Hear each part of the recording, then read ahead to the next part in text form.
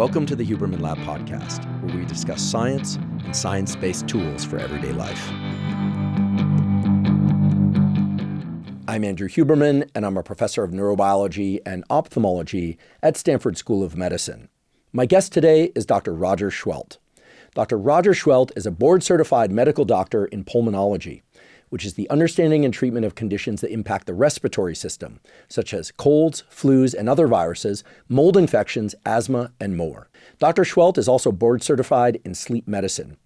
He does his clinical work in the intensive care unit at Loma Linda University, and he is actively involved in medical and public health education through his terrific online channel called MedCram. Today we discuss how to avoid getting colds, flus, and other viruses, and how to treat them to minimize discomfort, accelerate healing, and avoid long-term consequences.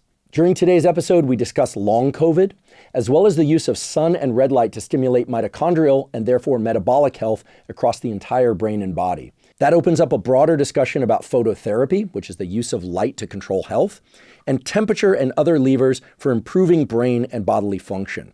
Dr. Seheult emphasizes that sun and red light therapy have a long and well-established medical history, and their mechanisms of action are known, and therefore it's not just biohacking as many people think. We also discuss the sometimes controversial topic of the flu shot, and if and when you should get one. Dr. Seheult, as you'll soon hear, is world-class at making medical concepts and the actionable items related to health exceptionally clear. As a consequence, I'm certain that you'll truly appreciate the knowledge that he shares in your efforts to be and stay healthy at any age. In fact, by the end of today's episode, you'll be armed with the real knowledge on how to best get over nasty infections of the sinuses, lungs, and throat faster, should you happen to get one, and even better, how to avoid them altogether. Before we begin, I'd like to emphasize that this podcast is separate from my teaching and research roles at Stanford. It is, however, part of my desire and effort to bring zero-cost-to-consumer information about science and science-related tools to the general public. In keeping with that theme, this episode does include sponsors. And now for my discussion with Dr. Roger Seheult. Dr. Roger Seheult, welcome. Thank you so much, Andrew, for having me. I discovered you because you were putting out and continue to put out incredible information about how to stay healthy amidst infectious diseases. Airborne infectious diseases, skin contact-based infectious diseases, and on and on. And nobody likes to be sick. And you've provided me tremendously valuable information about how to avoid getting sick, and in many cases, how to accelerate the progression from sick to healthy again. It's been tremendously helpful for getting me back into life, as it were. Let's talk about some of the things that one can do to avoid getting sick when in the presence of airborne viruses, in particular colds and flus and other viruses, as it were.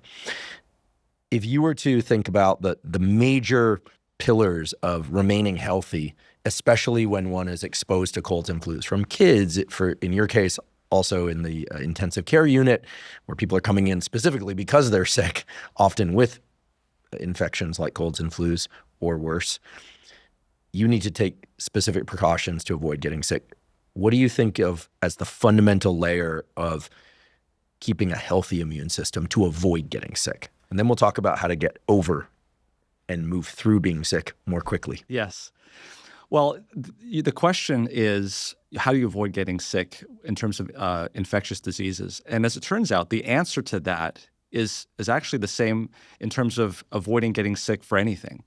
And it sort of goes to the pillars, as you call it, in my mind. There's actually a physician that I know very well just outside of Stanford, actually, in a place called Weimar University, Dr. Neil Nedley. And he's actually coined this mnemonic called NEWSTART. And each of those letters, to me, in my mind, is something that I go to when I want to improve health in people in general. So the N starts for nutrition.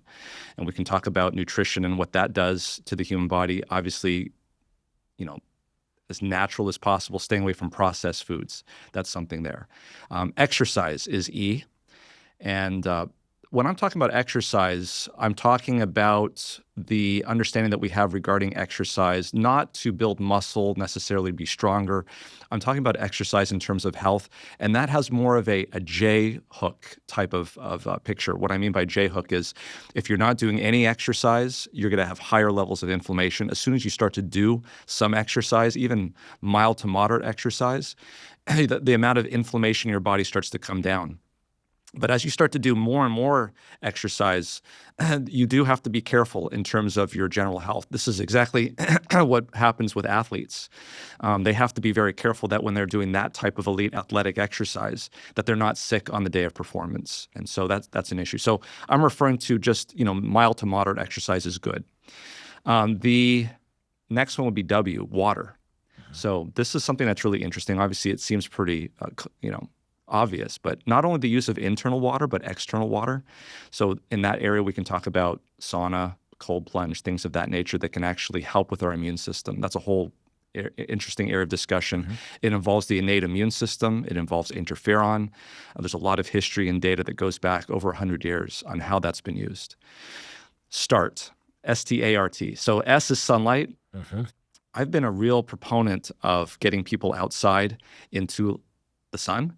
And we can talk a lot about that. There's a lot of interesting research, not only in terms of sunlight, in terms of influenza, but also COVID, and just about any natural disease. A lot of interesting information there.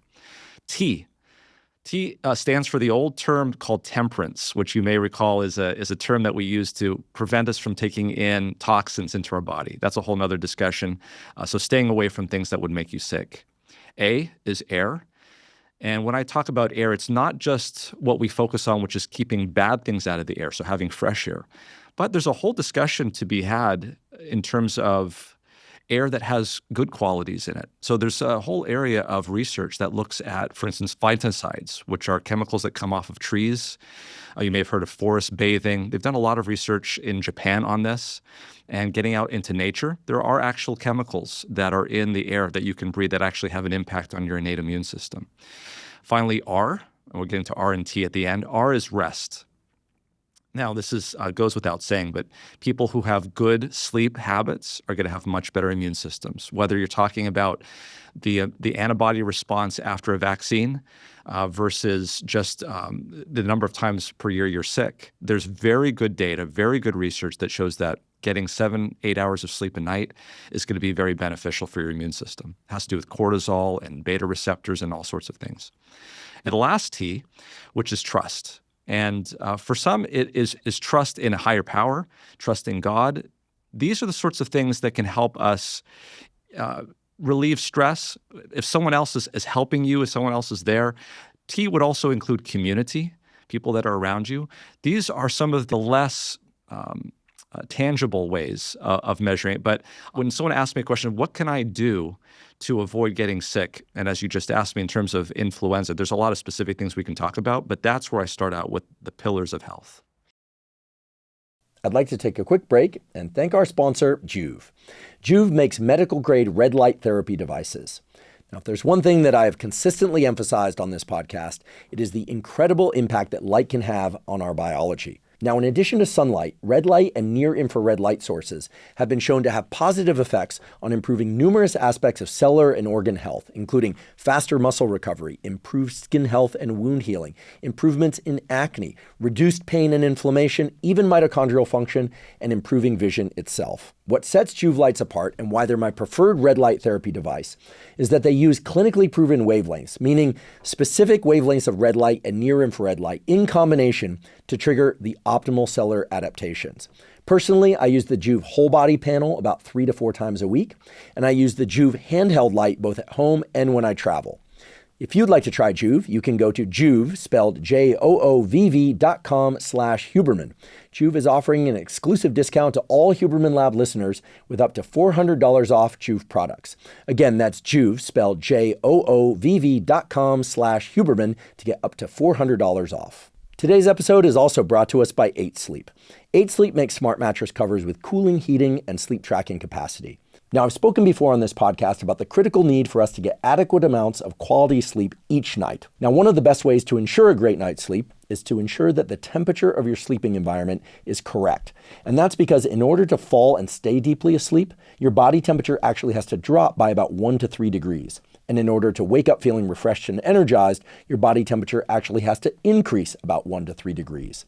H-Sleep makes it very easy to control the temperature of your sleeping environment by allowing you to program the temperature of your mattress cover at the beginning, middle, and end of the night. I've been sleeping on an H-Sleep mattress cover for nearly 4 years now, and it has completely transformed and improved the quality of my sleep. H-Sleep recently launched their newest generation of the pod cover called the Pod 4 Ultra. The Pod 4 Ultra has improved cooling and heating capacity. I find that very useful because I like to make the bed really cool at the beginning of the night, even colder in the middle of the night, and warm as I wake up. That's what gives me the most slow wave sleep and rapid eye movement sleep. It also has snoring detection that will automatically lift your head a few degrees to improve your airflow and stop your snoring. If you'd like to try an H-Sleep mattress cover, go to 8sleep.com/Huberman to save up to $350 off their Pod 4 Ultra. H-Sleep currently ships in the USA, Canada, UK, select countries in the EU, and Australia. Again, that's 8sleep.com/Huberman. Let's start off with one of my favorite topics would be the S in NEWSTART. Let's talk about sunlight. Listeners of this podcast or anyone that's heard me on social media know that I'm, as big a proponent of getting morning sunlight in one's eyes as one could possibly be without repeating himself 10 million times per year. It's a daily activity that we just know has such an outsized positive effect on the whole setting of the circadian rhythm and thereby improved daytime mood, focus, and alertness and nighttime sleep.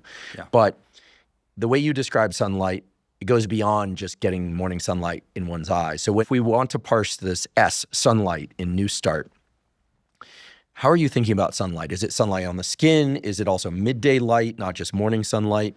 Is it a certain amount of sunlight? And then maybe we can also talk about some of the underlying mechanisms. Yeah, exactly.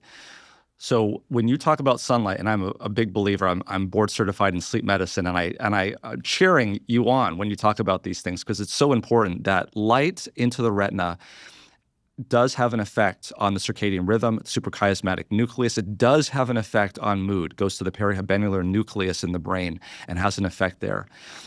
Those are well known and very important. What I'm talking about when I'm talking about sunlight is an aspect of light that is not very well known in terms of its visible effects. So we know about the visible effects of light. These are photons that are coming into the eyes that we can see. What I'm discussing and what I'm talking about is the effect of sunlight on the human body, the skin penetrating into the human body. Now, this at first sounds kind of woo-woo, I guess we could say, but the point that I want to make here is understanding that when we look at the sun, we are seeing about 38% of that energy coming from the sun is in the visible spectrum. There's a whole nother 52% of the photons coming from the sun in the infrared spectrum. And on the other end, on the ultraviolet side, this is the part we have no problem understanding because we know that ultraviolet B light comes into our skin and it's high energy, so it's able to actually move the bonds on these cholesterol derivatives in order to make vitamin D. So we know that. So now what do we say? When I say, hey, I want to go outside to get some vitamin D, we know that we're going outside to get this light that we can't see that's very imperative to giving us something called vitamin D, which is a hormone in our body, and it's very, very important. On the other side of that, though, on the infrared side, is something that there's new science, new data that is coming out that is showing that it's actually very, very important. And for that, I would point to an article that really changed my thinking on this and really opened my eyes, no pun intended. There was an article that was published in 2019 in Melatonin Research by Scott Zimmerman and Russell Ryder. And then the name of that article was Melatonin, Optics of the Human Body, the Optics of the Human Body. And what Scott Zimmerman and Russell Ryder set out to show is that, in fact, infrared light, because of its very long wavelength, it can penetrate through into the skin actually very deep. And we're not talking about how long a path length goes through. You have to remember that this type of long wavelength can scatter. And it can can scatter throughout up to, they say, up to 8 centimeters, according to this data. Single photon. A single photon can bounce around. It's a very low energy photon, but low energy photons, because they're very long in wavelength, can penetrate very deeply. A good way of thinking about this is you pull up to a stop sign and a car pulls up next to you, and they're playing this really loud music, right? What do you hear in your car? It's very low frequency sound. And the reason why that's what you hear is because low frequency sound is the only kind of sound coming out of that guy's radio that's able to penetrate not only his car, but go into your car and shake the steering wheel on your car. It's the same thing, like, for instance, if you were to go to the Grand Canyon and there's a storm coming, storm very far away, what's the first thing that you're going to hear? It's low rumbling. It's because that low frequency energy is able to penetrate very deeply. There's an astrophysicist in Europe, in England actually, Bob Fosbury. He sent me a photograph of his hand in front of an infrared light source. And it was almost like the first guy who took an X-ray of his hand, Roentgen, I guess is his name. And he said, he looked at his hand, he says, I almost like saw my own death, because he could see the bones in his hand through the X-ray. Well, Bob Fosbury, who's at the European Space Agency and is well tuned into this type of understanding, he put his hand in front of a infrared light sensor or infrared light source and took a infrared light photograph. And the light comes through the hand. It illuminates the entire hand. And this is, of course, a lot more than a few millimeters. And the mind-blowing thing about it was you could not see any bones. It was either penetrating through the bone or it was going around the bone. And very clearly you could see that infrared light is able to go much more than just skin deep. It penetrates through your clothes. You can actually test this out on a summer day or even on a winter day if the sun is out. Wear a few layers of clothing, go outside, close your eyes, and move around and see if you can feel where the sun is. You can. And the reason is because it's that infrared radiation that's able to penetrate through the clothes, penetrate through your skin, actually activate the heat sensors in your body, and actually go much deeper than that. That's actually in a straight line. After it does that, it hits something and then it bounces around a couple of more times, maybe a few hundred more times. And so the point of that paper, The Optics of the Human Body, is that we have this understanding or this idea that light simply hits our skin and that's where it ends, and that's not the case. Why that's important is because of the effect of this type of infrared light has on mitochondria. And that's really the mind-blowing aspect of this, is that mitochondria are like engines in your cells, right? They're like engines in your car. The engine in your car burns fuel, makes locomotion, and in the process of making that locomotion, it creates heat. And that heat, if not dealt with, can shut down your engine. Well, in the mitochondria, you've got this process occurring making ATP, which is basically the currency of energy in the cell. And in the process of doing this, it makes oxidative stress, reactive oxygen species. If you don't deal with those reactive oxygen species, that could shut down the mitochondria. And quite truly, just about every single chronic disease that we have in this country, whether it's diabetes, hypertension, heart disease, dementia, all of those, they all have at the root of them mitochondrial dysfunction. And this goes to a much bigger picture of the mitochondrial theory of aging. We know that after 40 years, the output of mitochondria, which is ATP, drops by about 70%. 70? 70. Can you imagine being in your house and somehow the energy production to your house drops by 70%? Can you imagine what an impact that would have on just about every function that goes on in your house? This is exactly what's happening in the cell. And so what does this have to do with sunlight? Well, here's what they've shown, that the mitochondria actually make on-site melatonin in orders of magnitude higher concentration than is made in the pineal gland. Really? Yes. So they've actually done the work where they have serotonin. They are actually labeling the carbons in serotonin and showing that melatonin in orders of magnitude higher concentration are being made on-site in the mitochondria. Okay, I have to ask about this. Yes. Most people, including me, are familiar with melatonin secretion from the pineal gland. Correct. Being suppressed by light via some neural circuit pathways that go from eye to suprachiasmatic nucleus to there's a circuitous loop to the the brainstem and then up to the pineal. So light suppresses melatonin release from the pineal. We know that. Yes. In that context, melatonin is the hormone of darkness and causes sleepiness. Correct. What is the role of melatonin in the context that you are describing? Because if indeed infrared and other long wavelength light is causing the production of melatonin from the mitochondria in the rest of the body, I'm assuming that's not to increase our levels of sleepiness. That is correct. And I do know that melatonin is a powerful antioxidant. Yes. So I'm guessing that next you're going to tell me that it is combating the reactive oxygen species that are produced as a function of mitochondrial metabolism. Absolutely. Okay. Absolutely. So the mitochondria make melatonin on site. This is not being secreted into the blood. It's being used on site. So this is not being used as a secondary messenger to tell the body anything about circadian rhythm. This is a extremely powerful, as you know, extremely powerful antioxidant. It's actually one of the most powerful antioxidants in the human body. It actually upregulates the glutathione system by regulation. So what this melatonin does is it's able to mop up these reactive oxygen species. Let's back up a little bit there. Reactive oxygen species, what are they? So if you let's get nerdy, let's get into the details. In the mitochondria, the way it works is that you burn fuels, you burn carbohydrates, proteins, and fats. And as a result of that, you make these very reduced agents, NADH, FADH2.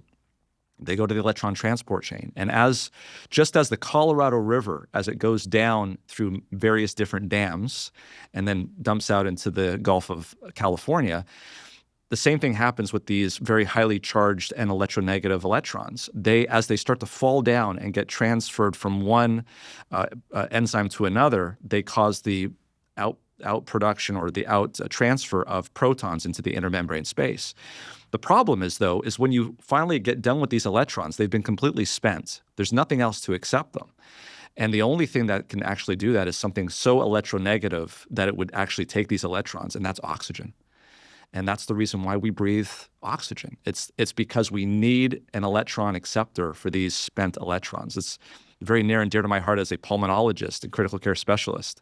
We need to have oxygen. If you don't have oxygen, things shut down very quickly. For those that aren't familiar with these biochemical pathways, maybe one way for them to think about it is that free electrons are not a good thing in this system. You don't want electrons floating around, and in these biochemical steps that convert energy into the stuff that cells can use more readily to move and do everything that we do. Right. Electrons are kicked off. Oxygen can work with those free electrons. I'm trying to use language here that divorces us from the classic biochemical pathways so that more people can grasp it, because it's really a beautiful mechanism. So if you have a positive charge to effectively work with the free negative charge, then the system is stabilized, or at least isn't pushed in the direction of inflammation. Many people have heard of free radicals. Exactly. And that's what we're referring to. Exactly. You want to offset the free radicals. Correct. And to the biochemists out there and the biologists, I'm using the term offset loosely. Okay, so melatonin in the context of how sunlight can activate melatonin within cells, maybe it's worth pointing out to people that when the pineal gland releases melatonin to make you sleepy, that's an endocrine or hormone type mechanism. Hormones act on local tissues and more distant tissues in the body. Correct. Pheromones act between bodies. Right. In the context that you're describing, melatonin is acting within cell. Correct. Okay. So let's think of this dichotomy. The mitochondria always needs to have antioxidants, otherwise it's going to become damaged. Like if these free radicals are produced, the very next molecule that they bump into, it's going to change it. And if that's the mitochondria is going to be damaged. So it needs a cooling system. Just like your car has a cooling system for heat, the mitochondria needs a cooling system for oxidative stress. What's the cooling system during the day? Sunlight. comes in, activates these, it upregulates melatonin, which does that. Well, when there is no sunlight, what is the cooling system then? It's the system that we've always known about. And the reason why we've always known about it is because we can draw blood samples. It's much easier to detect melatonin in the blood because we've developed techniques first to detect things in the blood. But what we're talking about now is how do we detect things not only intracellular, but intraorganelle. That's much more sophisticated, yet now we do have the technology to show. And the amount of melatonin we're talking about is 20 times higher than we're picking up in the blood. So at night, the system is melatonin is secreted from the pineal gland. It goes into the blood, diffuses into the cell, diffuses into the mitochondria, and does the job. Do you think that that role of melatonin from the pineal at night is part of the reason why sleep is so restorative? Absolutely. It's probably no coincidence then that when we fall asleep, it's at least correlated with, and in many ways caused by, the reduction in core body temperature. Like, it's very unusual for melatonin levels to be high when body temperature is high. Yeah. These things normally are coordinated at night. I'm not aware that it actually drops body temperature, but it might. I'm just not aware of the literature. But what you're describing is amazing. I mean, first of all, most people's minds, including mine, are going to be blown by the fact that long wavelength light can actually go through clothing. Yes. And skin. And so you can imagine that if you have a minimum of clothing on, whatever's appropriate for that context, and you get some sunlight on your skin, even on a cloudy day, some of this should be coming through. We could talk about that. It's more UV light, short wavelength light, that's going to break through thick cloud cover. Correct. Cloud cover, because it's water vapor, and water vapor does absorb infrared. It will be substantially less, but much more than being inside. And on a clear day or partially cloudy day, we're getting a lot of red light, long wavelength light, and infrared and near infrared light coming through. Absolutely. I think a lot of people don't realize that, because in this age of red light devices and infrared light devices, of which I own one and I love and I use, but people forget that the primordial and arguably, I'll say, the best source of red light and near infrared light and infrared light of the sort that we're talking about right now is going to come from the sun. Right? I mean, there's no device that can replace the sun. 100%. Okay. 100%. Yeah. Okay, great. So how does this keep us safe from infection? As long as we're here, what else is it doing to offset the 70% reduction in mitochondrial function? Because what we're talking about now is the role of melatonin within cells to lower temperature and reduce these reactive oxygen species. Yes. Does that somehow offset the reduction in mitochondria that normally occurs? It does. And so there's so the increase in melatonin from infrared radiation going into the mitochondria is one aspect. There's a whole host of other aspects that occur. There is cytochrome 4 oxidase. Again, one of those enzymes in the electron transport chain can absorb infrared light. There's nitric oxide. What the whole effect of this is, and the bottom line is that when you have red light to near infrared light getting in that deep, there is a increase in the efficiency of the mitochondria. So this is the key point, because if, in fact, with the theory of mitochondrial aging, that we're having a decrease in the efficiency of the mitochondria as we get older, if there is something that we can do to reverse that or to at least prevent that from happening, that can have a tremendous impact in our health overall. So 2 points. One point about infrared light and its characteristic, and then number 2, let's actually get to some data, because we're saying a bunch of things, but what we really need is evidence-based stuff. Okay, so the first thing, there's one other thing that I should mention about the effect of infrared light, especially in nature, and that is that not only can it penetrate through clothes. You may remember the Sony Cam night vision thing back in the 90s, where Sony came up with a night vision camera that you could take pictures at night, and some enterprising youth, probably a man, figured out that you could use it during the day and you could see through clothes. And presumably they took that off the market. They took it off the market pretty quick, yes. But there's one other thing that's really important to understand too, and that is that, believe it or not, but the leaves on trees and grass, anything with chlorophyll, is highly reflective of infrared light.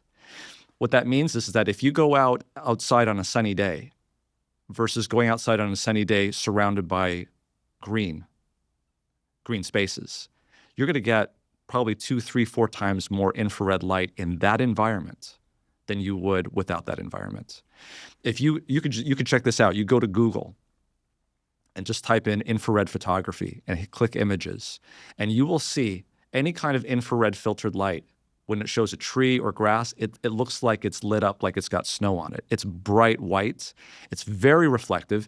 On a hot summer day, if you go outside and touch some object that's in the sun, it's going to be extremely hot. Touch a leaf. It's not hot at all. It's because it's reflecting that light. In fact, the coolest place in a garden on a hot summer day is where? It's under a tree, because all of that infrared light is being reflected off. So, and just to jump ahead here, but we know from years and decades of data that people who live in green spaces have reduced diabetes, reduced hypertension, reduced mortality, just living in green spaces. Is it possible to tease away that effect from the other things associated with living in green spaces? Because fortunately, our audience is trained to think scientifically, and they'll know, well, it's not necessarily causal, right? People who live in green spaces tend to walk more. They tend to perhaps eat more fruits and vegetables, and on and on. So getting onto that, well, there was a study that was just done in Louisville, Kentucky. 4 square miles. They measured everybody in that 4 square miles HSCRP. What's HSCRP? It's basically it's a surrogate marker for inflammation in the body. And then they did this. They did something incredible. They brought in 8,000 plus trees, mature trees, and they planted those trees in that 4 square mile area. It took them about a year. 2 to 3 years later, they went out. Nothing. The income of these people living in this 4 square mile area did not change. Presumably, they did not do any exercise programs in this area. Everything was the same. The only thing they did was plant trees. And they went out and they rechecked everybody's highly sensitive CRP levels. They dropped by 13%. Wow. And that's about almost on the order of doing exercise 3 times a week. I should mention that CRP, C-reactive protein, has been associated with a number of blinding eye diseases, associated with inflammation, and basically everything bad you can imagine in every organ of the body: heart attack, ischemia, this kind of thing. Incredible. Yeah. So let's actually look at some data. So we've talked about, any astute person listening to this is like, okay, so you talked about a lot of observational stuff. Is there any interventional stuff? So I turned to Glenn Jeffrey, who's he's in the Department of Ophthalmology. You know him well, actually, at University College London. And he's done some really interesting experiments in the last 2 to 3 years looking at red light. One of them was, the first one he did was he took older subjects who had difficulty with color sensitivity in their vision. And he exposed them to 670 nanometer, which is red, it's visible, light for just 3 minutes in the morning. It only worked in the morning in this case, which is interesting. And he showed that there was a 17% increase in color sensitivity that lasted for days. Now, why would that be? Again, you should know that the retina is the one tissue in the human body that has the highest concentration of mitochondria. And if you understand what's going on in light, and I know you do, but our audience might not, is when you have visible light coming in to the retina, it is causing a photochemical reaction that requires a tremendous amount of energy. Vesicles budding off, things diffusing, electrical conductions and it has to happen very, very quickly. Otherwise, what you see is going to be there as a blur. So this is constantly being updated. So it's no surprise that mitochondria is so concentrated there. So what's actually going on there? What we believe is going on is that this red light is actually stimulating these mitochondria to produce more ATP, and it's improving the sensitivity. But the coup de grace, or the piece de la résistance, was his next study, which he did, where he took 30 subjects, he gave them 75 grams of glucose, and in a blinded way, so they couldn't tell if the light was on or off, he exposed their backs to the same 670 nanometer light, and he monitored their glucose over time, over the next 2 hours, basically, multiple points. And what did he find? He found that those that were exposed to red light and didn't know it had lower glucose concentrations. So he surmised that the mitochondria were working more efficiently. They were using up more energy. And this is the reason why the glucose didn't peak as high. But he couldn't be sure unless he also monitored for the output of metabolism. So what happens when the mitochondria is working? It's making carbon dioxide. So he also measured carbon dioxide. And sure enough, those subjects that had the intervention of the red light had statistically significantly higher carbon dioxide levels on exhalation. Awesome. Too bad the guy's in England. That's a joke for my British friends. Yeah, it tends to be very overcast there, but the sun does come out in England as well. So here we have basically, this is a randomized controlled intervention trial, which showed that red light's doing this. And there's a whole host of other trials that show the same thing. So when I started to see this in my patients, and what caused me to even do this, you might ask, what's a pulmonary critical care doc talking about mitochondria in the eye? What really spurred me on to look at this was when I was in the middle of something called the COVID pandemic, and I was seeing patients in my ICU that were dying. And what were they dying of? COVID, but what were they in there for? They had things like diabetes, hypertension, dementia, all of these things which have at the root of them mitochondrial dysfunction. So what we have is an epidemic, I believe, of mitochondrial dysfunction. And how are we going to repair that? I think sunlight is one of the ways to do it. So I started looking around at the evidence. There was a study that was done, Oxford and the University of Leiden in the Netherlands, where they looked at about 10,000 subjects. They just drew their blood and they said, let's just check triglycerides and insulin sensitivity. And then what they did was they looked over the previous 10 days at the weather report. And they were able to show that by the hour, the more sunlight that there was in the previous 7 days, that actually predicted an improvement in insulin sensitivity and a reduction in triglycerides. That fast, over a 7-day period of time. There was another study that was done. This was in Sweden.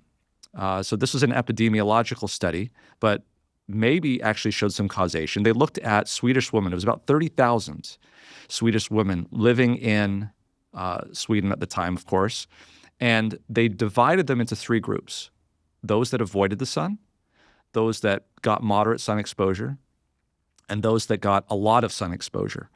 And what they showed after following them for 20 years, so a long period of time, was that those women that were out in the sun not only had lower all-cause mortality, but they also had lower cardiovascular mortality. And what's really interesting is they had lower cancer mortality.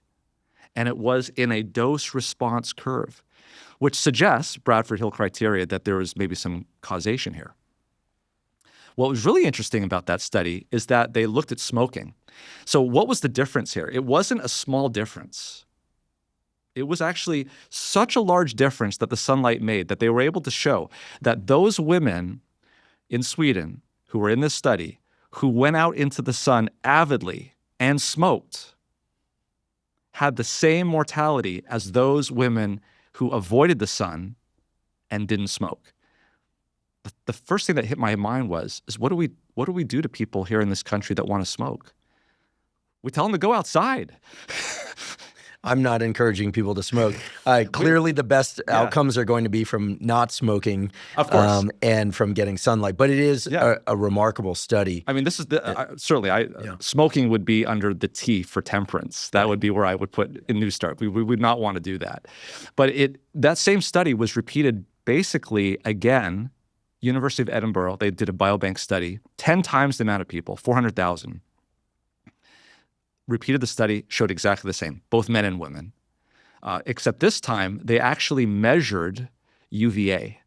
So they used ultraviolet A radiation as a surrogate for infrared and for sunlight in general. They found exactly the same thing, reduction in mortality. Such so is the evidence that even dermatologists are starting to rethink. There was an article that was published in the Journal of Investigative Dermatology by Richard Weller.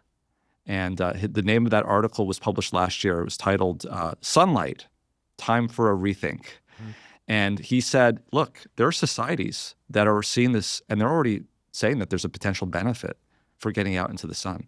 Yeah, the dermatologist that I hosted on this podcast, Dr. Teo Soleimani, also happens to be a derm-oncologist. So his specialty is skin cancers. And I was surprised to learn, but we've talked about several times now offline as well, Teo and I was surprised to learn that the sunlight-induced cancers of the skin, while they do exist, that's real, right? You get too much UV exposure, you're going to age your skin more rapidly. You're going to increase the likelihood that you'll get a skin cancer. However, this was really surprising to me. According to him, there is no evidence that sunlight induces the deadly types of cancers like melanoma. Those are more genetically determined. Yeah. That's not to say that sunlight can't damage skin, but it is really interesting that more and more data, and clinical trials included, are pointing to exactly what you're saying, which is that more sunlight exposure is beneficial. Yeah. And the risks of sunlight exposure can largely be offset by limiting your exposure to excessive UV. And it's pretty easy nowadays with any app, a lot of zero-cost apps out there. I can put links to one or two in the show note captions that I like that have no affiliation to whatsoever, by the way. Will tell you when the UV index is highest. It's in the middle of the day, typically. Yeah. And so it's possible to get plenty of sunlight on your skin without exposing yourself to excessive UV. Yeah, and I'd even take it a step further, because we know that a single layer of clothing is pretty good at blocking ultraviolet lights, right? But remember what we talked about infrared.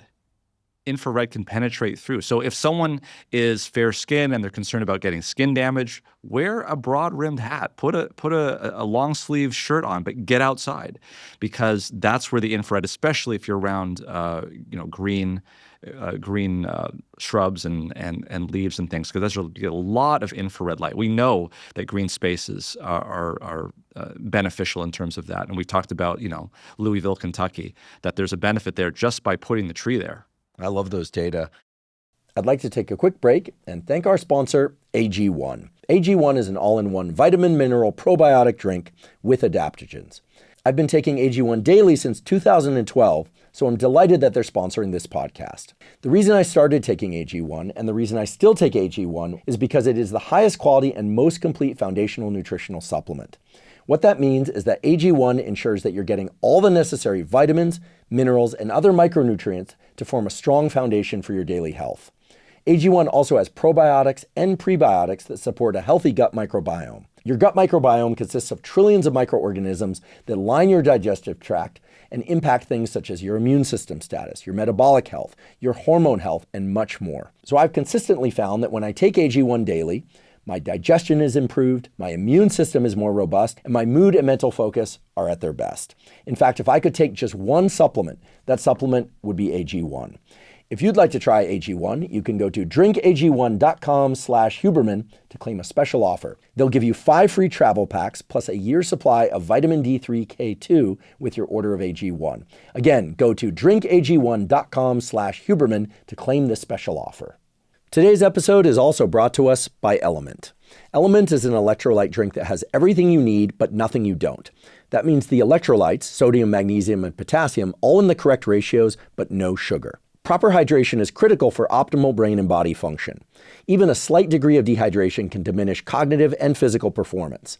It's also important that you get adequate electrolytes. The electrolytes, sodium, magnesium, and potassium, are vital for the functioning of all the cells in your body, especially your neurons or your nerve cells. Drinking LMNT dissolved in water makes it extremely easy to ensure that you're getting adequate hydration and adequate electrolytes. To make sure that I'm getting proper amounts of hydration and electrolytes, I dissolve 1 packet of LMNT in about 16 to 32 ounces of water when I wake up in the morning, and I drink that basically first thing in the morning. I also drink LMNT dissolved in water during any kind of physical exercise that I'm doing, especially on hot days when I'm sweating a lot and therefore losing a lot of water and electrolytes.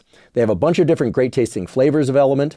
They have watermelon, citrus, etc. Frankly, I love them all. If you'd like to try LMNT, you can go to drinkelement.com/Huberman to claim a free LMNT sample pack with the purchase of any LMNT drink mix. Again, that's drinkelement.com/Huberman to claim a free sample pack.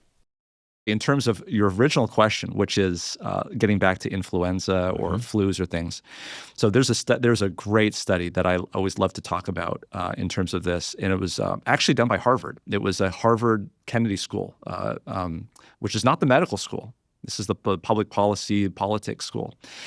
And what they did was they looked at this very question of influenza and why do we always get it in the wintertime and what's potentially beneficial for it. And the problem is that we always have this influenza season, which is in the wintertime. We can talk about why that might be. I would suggest to you that it's because that's when we have the shortest day of the year. But we also have other things that happen at that time, right? What else is happening? We're having parties at that time. There's Thanksgiving, there's New Year's. It's cold. Does the temperature have anything to do with it? We're also inside because it's cold. So what is it that's actually doing it? Well, 2009 was a banner year because 2009 was the year that we had the H1N1 pandemic. And that was a boon for us. The reason is because, not because of the deaths that we had, but from a scientific standpoint, this epidemic actually peaked in the summertime. And it was in areas where the humidity was sometimes high and sometimes it was low. And sometimes the temperature was high, sometimes the temperature was low, sometimes the sun was out, sometimes it was cloudy. In other words, we uncoupled the influenza virus in 2009 from it being in the wintertime and all of those things that were associated. So now we have all of these data points. And so Harvard went to work at looking at all these data points. They looked at solar radiation data at that time, and they were actually able to look specifically where that person came from and what was the solar radiation in that particular area. And what they came up with was, absolutely, they said, quote, sunlight strongly protects against getting influenza. It was an amazing study. I'm reminded of a study that was published in COVID. This was published in 2021, and it was looking at this very question. Is it temperature? Is it humidity? Or is it sunlight? So what they did was they looked at the autumn surge of COVID in the wintertime in Europe, in autumn actually. And they asked this question. When there was the surge date in this country, whatever country it was in Europe, when did it happen? And what were the things that caused it to happen? So put all the data out there for temperature, and it was a flat line. Temperature did not predict which country, how the country got COVID-19 when the surge started to happen. They did the same thing for humidity, flat line. When they got to latitude, it was a perfect correlation. In other words, as the sun in the wintertime started to peel back off of the northern hemisphere, it started to sink below the equator. And when there was a critical period of time that the day shortened to the point where at first Finland got the shortest day, or a short enough day, and then Germany, and then further on, what it showed was latitude actually perfectly predicted when the surge dates would happen, starting off with Finland and ending up with Greece at the bottom. Wow. Do you see influenza at the equator? You do see certainly influenza at the equator, but what's really interesting about that is that if you look at, for instance, the influenza mortality in the United States, obviously in the northern hemisphere, what you will see is it peak generally 1 to 3 weeks after the shortest day of the year, which is around now in December and January. Now, if you look at Australia, what do you think you'd see? The inverse. Exactly. It's actually in Australia, the influenza season peaks late June, early July. Mm-hmm. So if you now go look at something like Singapore. Singapore is, I think, within 100 miles of the equator. You will see that in Singapore there is influenza peaks and troughs, but it's not seasonal. It's just almost random. Is it not the case that in hospitals and other recovery wards, as it were, that there used to be, classically, there was a habit of putting people out into the sun, like sun decks on the roof of hospitals and things of that sort? I'm smiling because you're absolutely correct. You're absolutely correct. And as I started to go through this and look at this, I started saying to myself, we need to get people out in the sun. And then I realized, not only am I not the only one saying this, but certainly this was being done 100 years ago, 150 years ago. Just as a speculation, Yeah. why do you think we've migrated away from this, frankly, basic biochemical cellular understanding of how the sun can benefit us. I mean, I feel like so much attention has been paid to how the sun can damage our skin and quote unquote give us skin cancer that perhaps we overshot the mark. I think it has to do with scientific reductionism. And what I mean to say by that is we've had a lot of data that shows that ultraviolet light can cause cancer. And so we've assumed that anything that has ultraviolet light can cause cancer. There's this complete dismissal of the fact that this ultraviolet light is packaged for the entire existence of human nature along with infrared light. And it's a beautiful thing when you start to look at this, because you start to realize that the infrared, we never get blue light or ultraviolet light ever without the presence of infrared light. Unless it comes from an artificial source. Exactly.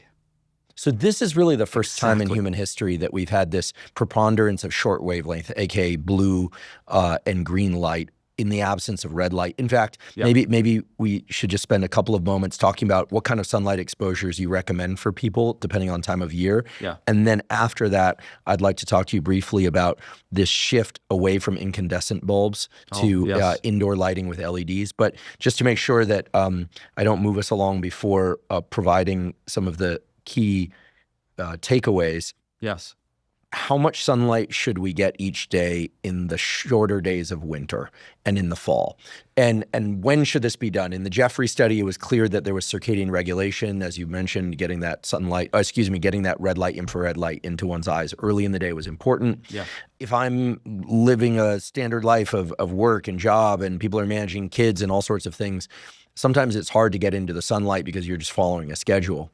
How much time each day do you recommend, independent of anything related to getting sunlight in one's eyes for circadian rhythm setting? Right. So how much time, what time of day, Yeah. and what frequency across the week? Excellent question. And you've hit on exactly the issue.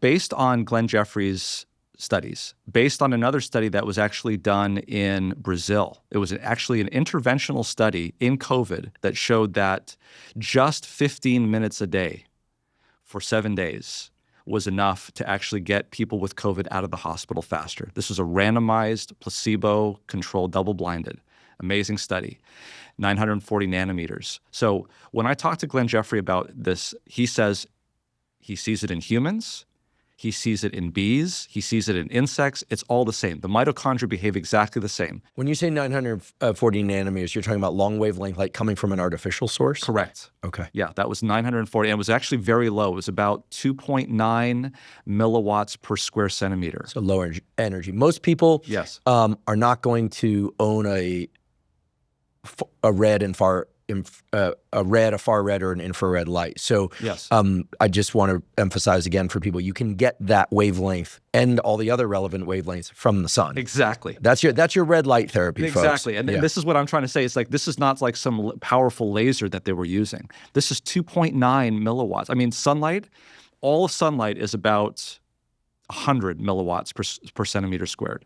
By the time it reaches through the atmosphere. Through the atmosphere. Yeah, so 130 when it hits the atmosphere. By the time it hits you, it's about 100. If you're looking at just infrared light, we're talking about 20 milliwatts per square centimeter. And so this was 2.9 at a very specific wavelength. So something that's completely doable. Okay. And so what they did, it was 15 minutes a day for 7 days. And what Glenn Jeffrey was telling me is that, Roger, it doesn't matter if it's in insects, if it's in bees, if it's in humans. Once you hit a certain point, 15, 20 minutes, diminishing marginal utility. The improvement after that point is so minimal that you only need about 15 to 20 minutes. That's why he was able to do his experiment in the eye. About 3 minutes was all that was necessary. So is this 15 minutes outside in the first 3 hours of your conventional day, as I call it? Because people will say, well, the sun comes up later. Conventional day, meaning after the sun has crossed the horizon, he has risen. I don't think it matters. I don't really think it matters. I think what would matter is if there's a lot of ultraviolet light, which would be when the sun is high. And for people who are skin sensitive, that could be an issue. But if you're covering up, it doesn't matter. And here's the issue.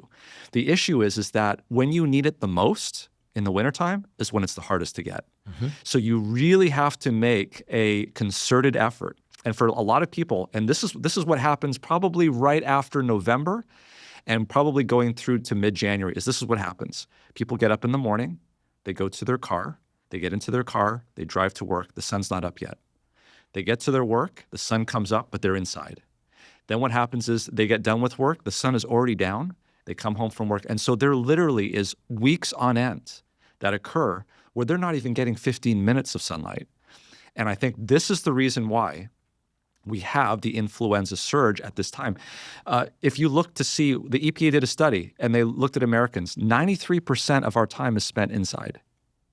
86 inside a building, 6 to 7% inside of a vehicle. And this is a relatively new thing. I mean, certainly when I was growing up, if I came home and had a snack after school, I was getting kicked out of the house to go outside. It was routine for parents to tell kids they had to go outside. And I think there's also, it's also the case, as you mentioned, that we're working later, or at least on devices later into the evening, which means there's more exposure to short wavelength light from devices and artificial sources. Absolutely. Absolutely. So my recommendation, which is what the original question was, is take your lunch break outside. It's something as simple as getting outside, even if it's at lunchtime. Yes, the ultraviolet is probably the highest at that point. But if that's the only time that you're going to get sunlight, take it. Now, for some, we can say this, I can say this, I live in Southern California. I'm blessed by 300 and some odd days of sunlight every year.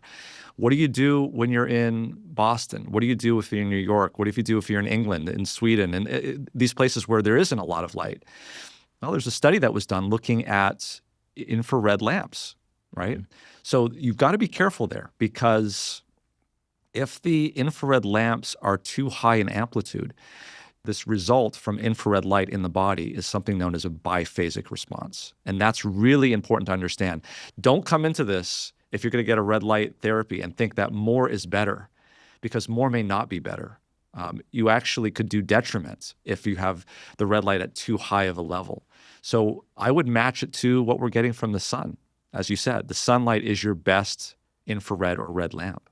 So there was a study that was done looking at well-being, and they did a red light lamp, infrared light. So it was coupled with 850, I think, was the nanometer. So that is definitely in the infrared spectrum. Yeah, you can't see that. Cannot see it. And they had it set up at a desk that some guy was sitting in front of for 4 hours a day for 8 weeks. And they did this study, and they did it in the summertime, and they did it in the wintertime. And this is really telling. There was no effect on the subject when they looked at those that had it in the summertime. I would say probably because they were getting plenty of infrared light elsewhere. They only showed a statistically significant effect in the wintertime. And so if you look at influenza, I would even go beyond that. Look at a chart of the United States throughout the entire year and look at all of the natural causes of death, not just influenza and pneumonia. Look at cardiac disease. Look at kidney disease, Alzheimer's disease. All of those deaths go up all at the same time, and they all go up about 1 to 3 weeks after the shortest day of the year. And they all come down, and they all are at the nadir about 1 to 3 weeks after the longest day of the year.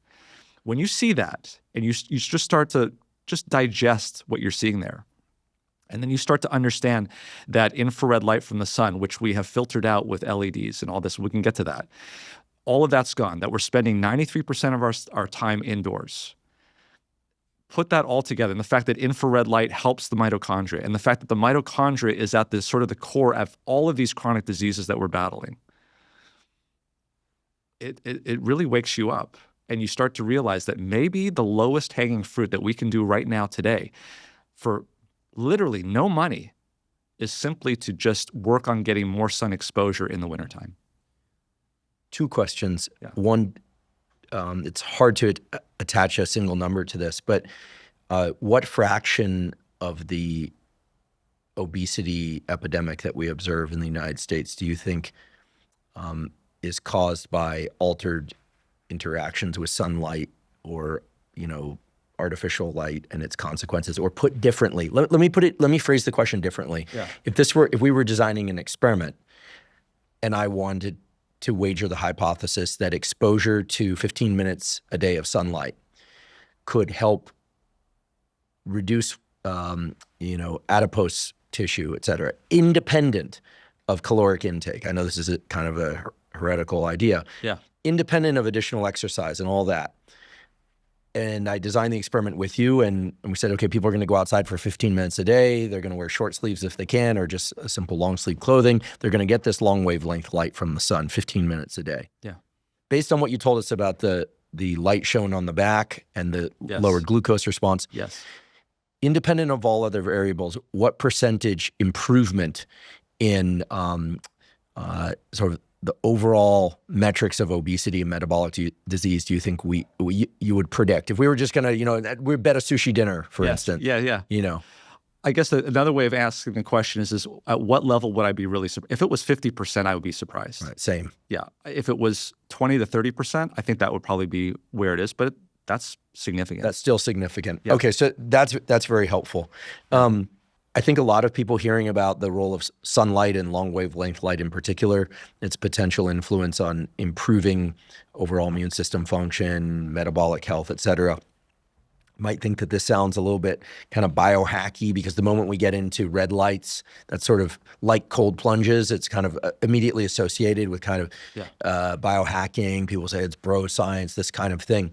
I just wanted to remind people that in the early 1900s, a Nobel Prize was given for the use of phototherapy, which is what we're describing for the treatment of lupus. So the idea that that specific wavelengths of light can be used in order to treat cellular health or offset cellular disease is not a new idea at all. And you mentioned this earlier, but I just wanted to underscore that for people. The other way of looking at all this is that it's primitive. So some people will say, oh, this is biohacking, right? Other people will say, well, this is just primitive, like get sunlight, of course. Yeah. But you made a very key point, which is that the way we interact with light, and in particular with sunlight nowadays, is so disrupted compared to how it was just 10, 15, especially 20 years ago. Yeah. I would just encourage people to pay attention for 1 week to how much time you're actually getting outside. Now, a few people will already be getting a lot of time outside, but just pay attention. How much time each day do you actually get outside without sunglasses on, and just measure your total exposure to outdoor time, let alone sunlight. I think that's just an important experiment for people to do. And because when one does that, you start to realize, my goodness, I'm hardly getting outside at all. Yeah. There was a study that was done looking at just this, except they actually used watches that was able to detect how much light. And it wasn't infrared light, but just total light. And the name of the study was basically, dark days and bright nights. And that is associated with higher mortality. We know, of course, about bright nights not being good. So not having a dark room to sleep in, these are things that can impair melatonin. That's associated with all sorts of bad things.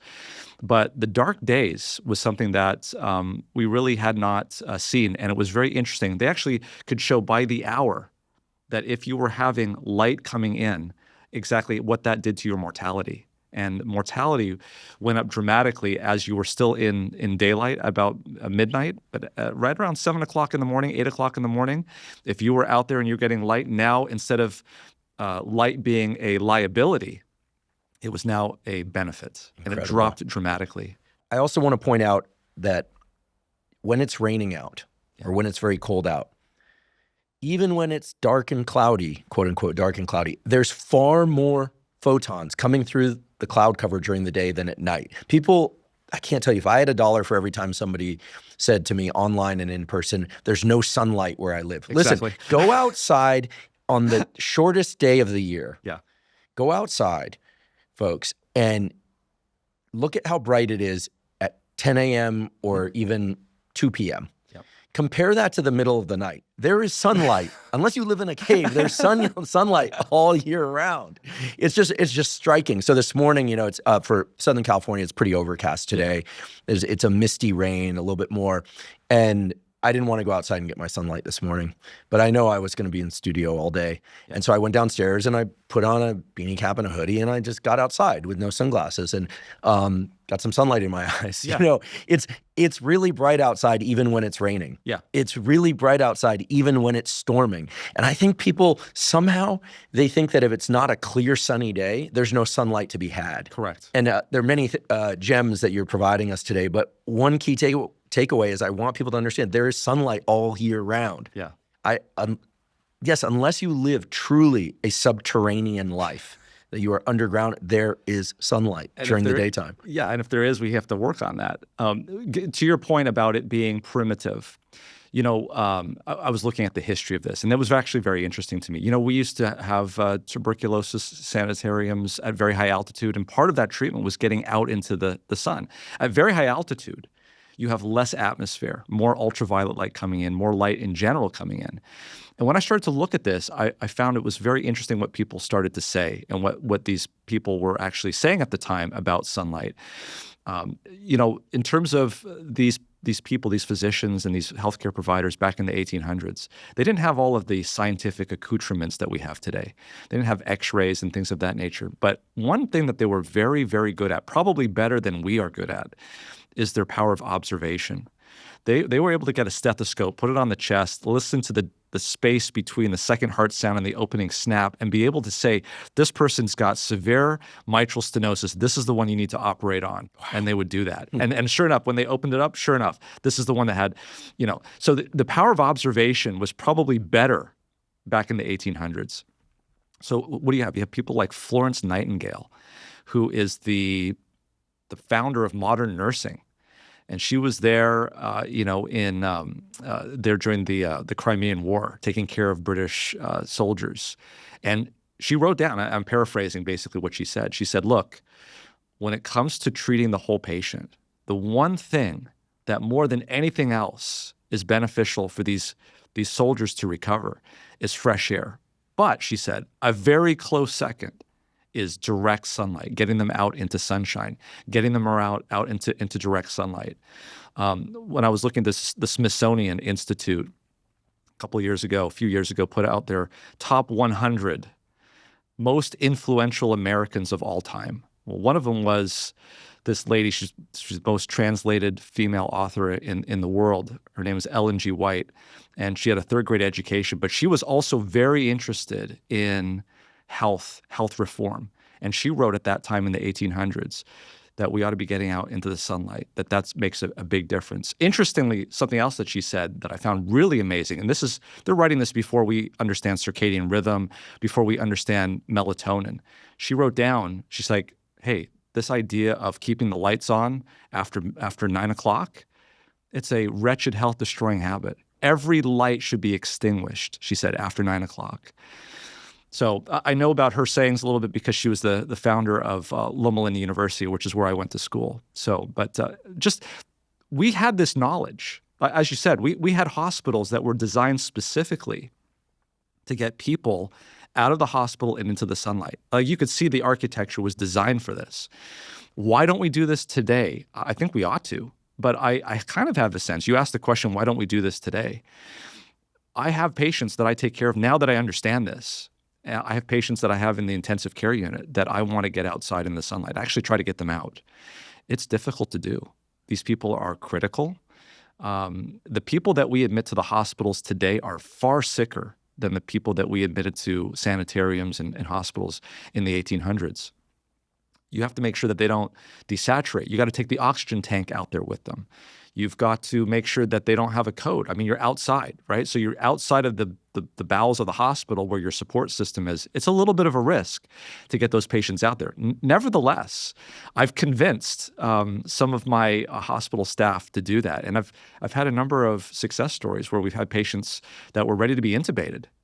And we got them outside in the sunlight, and they steadily improved dramatically after days of getting worse. And they got better. There was a lady that actually contacted me. Her name is Amy Honmyhr, Honmyhr, if you want to look her up. She's on social media. Her son, this is a really amazing story. Her son basically at the age of 15 got leukemia, got put on chemotherapy, and this was in Minnesota. Fortunately, it was in the summertime. And he got admitted to the hospital with what they call neutropenic fever. Very high fevers, very low white counts as a result of the chemotherapy.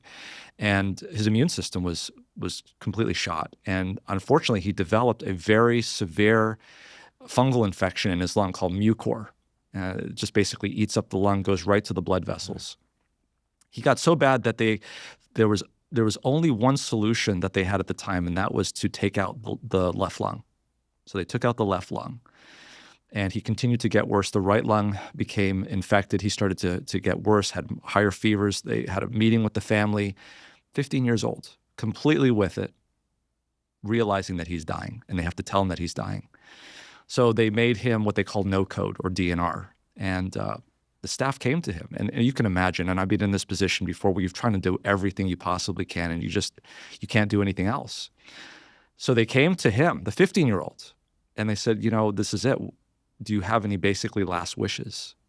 And he, Amy, his mom told me that he'd like to play outside.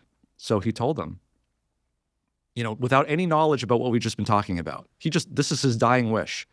Take me outside. I just want to go outside. And that nursing staff will move heaven and earth to do something that the patient requests to do. Even though it's not going to, benefit them, they still want this is dying wish. They're going to do it. So they hooked up oxygen tanks. They got this 15-year-old boy in a hospital bed outside on BiPAP with oxygen tanks for 5 hours a day. His mom was telling me they were also using something called a Firefly device, where they were just basically shining light onto him to see if it would work. You know how this story ends. He did not die in 2 days like they told him. He got better. His fever went away. His oxygen requirements came down. And I'm not telling you this as a proof that this is what happens, but you have to realize that he was in the hospital for 6 weeks underneath, LED lighting. And as soon as he got outside, fever went away. And make a long story short, after 5 days, he came back inside. They repeated the CT scan. And she sent me the CT scans. I've seen them. We actually did a little thing on our MedCram channel on it. And the disease was almost gone. There's no explanation. To this day, they don't have an explanation. He's still alive today? He's still alive. Fantastic. He's getting chemotherapy. Mm-hmm. He went from basically, and of course he's missing a lung, but he still has that lung. He's getting the antifungal medication. There's no sign of the fungus anywhere. So this is an anecdotal story. It doesn't prove anything. And I don't present it as proof. The things that I present as proof is randomized controlled trials, epidemiological trials with dose response curves. These are things that we can actually show the science with. The reason why I bring it up is because it shows what is it that we would need to do to get this type of treatment. It's not easy to do, but if there is a will, there's a way to do it. I'd like to take a quick break and acknowledge one of our sponsors, Function. Last year, I became a Function member after searching for the most comprehensive approach to lab testing. Function provides over 100 advanced lab tests that give you a key snapshot of your entire bodily health. This snapshot offers you with insights on your heart health, hormone health, immune functioning, nutrient levels, and much more. They've also recently added tests for toxins such as BPA exposure from harmful plastics and tests for PFASs or forever chemicals. Function not only provides testing of over 100 biomarkers key to your physical and mental health, but it also analyzes these results and provides insights from top doctors who are expert in the relevant areas. For example, in one of my first tests with Function, I learned that I had elevated levels of mercury in my blood. Function not only helped me detect that, but offered insights into how best to reduce my mercury levels, which included limiting my tuna consumption. I'd been eating a lot of tuna, while also making an effort to eat more leafy greens and supplementing with NAC, N-acetylcysteine, both of which can support glutathione production and detoxification. And I should say, by taking a second Function test, that approach worked. Comprehensive blood testing is vitally important. There's so many things related to your mental and physical health that can only be detected in a blood test. The problem is blood testing has always been very expensive and complicated. In contrast, I've been super impressed by Function's simplicity and at the level of cost. It is very affordable. As a consequence, I decided to join their scientific advisory board, and I'm thrilled that they're sponsoring the podcast. If you'd like to try Function, you can go to functionhealth.com/Huberman. Function currently has a wait list of over 250,000 people, but they're offering early access to Huberman podcast listeners. Again, that's functionhealth.com/Huberman to get early access to Function. It's a spectacular story by any account. I wanted to just touch on the fact that there's no replacement for sunlight. Getting patients outside is hard. Yeah. And at the same time, most people listening to this are not patients. Right. Thank goodness. Many people, however, have relatives or themselves are elderly. As people get older, they tend to slow down, get outside less. There are many fortunate exceptions to this, but one of the setups that I created for myself that I think is certainly feasible for a lot of people is the following. Well, first of all, I always make it a point to get outside and get sunlight in my eyes, rain or shine. Right. And regardless of where I'm traveling and et cetera, I do that every single day. If I miss a day, it's only because of something like a flight where I happen to be on a plane at the time of, sunrise or something like that. In any case. Yeah. But I have a setup that I constructed for myself that is basically a 10,000 lux light. These are available. I don't have any relationship to 10,000 lux light sources. Those 10,000 lux light sources tend to be short wavelength shifted. They tend to be very blue. They're white light, but I don't think they have power across the visible spectrum. I think they're very red light and infrared diminished. They tend to be very blue and green light enriched, and it shows up as very bright white light. So that's what I put in front of me when I first wake up, if the sun isn't out yet. But now I've started putting a red light, near infrared light next to it, and I'll spend the first couple minutes of my day, usually as I journal or do something like that, or sometimes just with my eyes closed, just pleasantly, facing in the direction of the 10,000 lux white light and the red light, near infrared light. And I must say, again, this is anecdotal, but the combination of the two, not only does it certainly wake you up, the white light will do that alone. Yeah. We know the biological basis for that. Yeah. But I have noticed a tremendous improvement in energy, mood, focus, et cetera, that comes from the addition of this red light, near infrared light. This is not an advertisement for red light, near infrared light. I promise. Although, this podcast does have a relationship to a medical grade red light devices. But I mention this because what I'm trying to simulate there is sunlight. But I still get outside and get sunlight. So I just mentioned this setup because it seems to me that hospitals should be able to create this setup. It's for a minimum of cost. Certainly less cost than it takes to maintain a patient for one day. Exactly. The cost of maintaining a patient for inpatient care is so high. Medical staff, the disposables, the actual disposing of the disposables, the janitorial staff, the cafeteria. Hospital costs are outrageously high. Now, of course, people will hear this and think, well, that's exactly what hospitals want, right? Like they can charge, the longer you stay, it's like a hotel. The longer that you stay, the longer they can charge you or your insurance. And I'm not a conspiracy theory type. Yeah. But it is interesting that for many people, they associate going to a hospital with staying a long time and getting sicker. Sometimes they get better and go home, thank goodness. You're certainly a well-meaning doctor. The nursing staff are well-meaning people. Yes. Put simply, why don't hospitals include light therapy, given the abundance of data on circadian rhythms and light therapy? And I'll just attach one more thing. My audience always gets upset at the duration of these questions / editorials, but this is my wheelhouse, this whole light thing. So I can't help myself. There's also something known as ICU psychosis. Absolutely. Which is when people who are perfectly mentally healthy go into a hospital because of the relationship to light and the disruption in circadian rhythm from the overhead lights, the checking of the patient in the middle of the night, the disruption in sleep, et cetera. People literally develop psychosis that resolves itself the moment they get home and get onto a normal schedule. And it's well known that the patients that are in a hospital bed next to a window don't experience this to the same degree, if at all. So it's sort of like, I feel like we're sitting under an avalanche, not a waterfall, but an avalanche of data telling us what we need to do.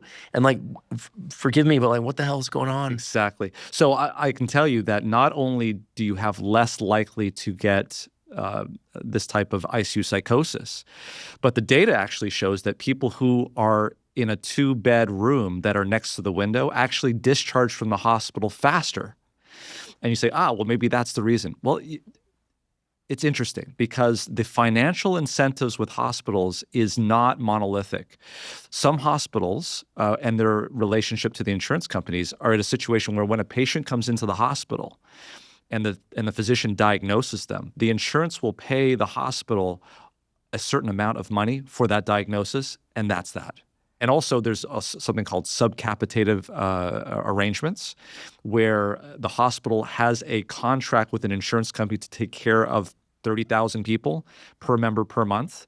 And if that patient gets admitted to the hospital, that hospital has to take care of that patient, whatever the costs are. So it basically takes the risk now and puts it from the insurance company onto the healthcare provider. So in those situations, you'll see a hospital having an army of case managers. They come down every day. What are we doing for this patient? What do we need to do to get this patient out of the hospital? So they're motivated to get people out. And so when I say that, I'm even more bewildered than when you said at the beginning, well, if we have good data that shows that light therapy and getting people out into the sun actually can improve the discharge. We had that, as I said, that study from Brazil where there was a randomized controlled trial and they used 15 minutes they actually made this jacket that they put on the patients and they flipped it on with some patients and they didn't flip it on with others. The jacket was a light jacket? It was an LED jacket that was giving light out at 940 nanometers, infrared light. So you can't even tell if it's on. And as I said, the milliwatts per square centimeter was like 2.9. So you wouldn't even feel it. But yet, these patients, when they were done, 7 days, 15 minutes a day, they had better oxygen saturation. They could take deeper breaths, longer breaths. Their heart rates, their respiratory rates improved. Even their lymphocytes improved, the ones that are very important for fighting off COVID-19. And so at the very end of all of this, the average length of stay in the control group was 12 days, about 12 days. In the intervention group, it was 8 days. How much does it cost to spend 4 days in a hospital? It can be outrageously It's outrageous. expensive. And it's potentially possible. And this is why I think really people need to understand this, not just people who are wanting for their own care, but people who are in charge of hospitals, people who are in charge of healthcare in this country, is understanding that I believe, why I'm happy to talk about this, is I think that the lowest hanging fruit potentially, after you look at that graph of deaths throughout the year, is encouraging sunlight in people, especially in those that are hospitalized and sick. Absolutely. I don't know why, but I think if somebody were to pick up the baton and decide to do a very simple study where you'd have to hire some nurses that would I've actually thought about doing this study myself, is having a unit outside in the sun where people go for literally 20 to 30 minutes and they come back. You have a whole bunch of nurses there with monitoring so that you can make sure the patients are stable, and then you send them right back up. We send people down at the CAT scanner all the time. It takes 15 to 20 minutes. This is not something that we don't do. The difference is you're just sending them outside.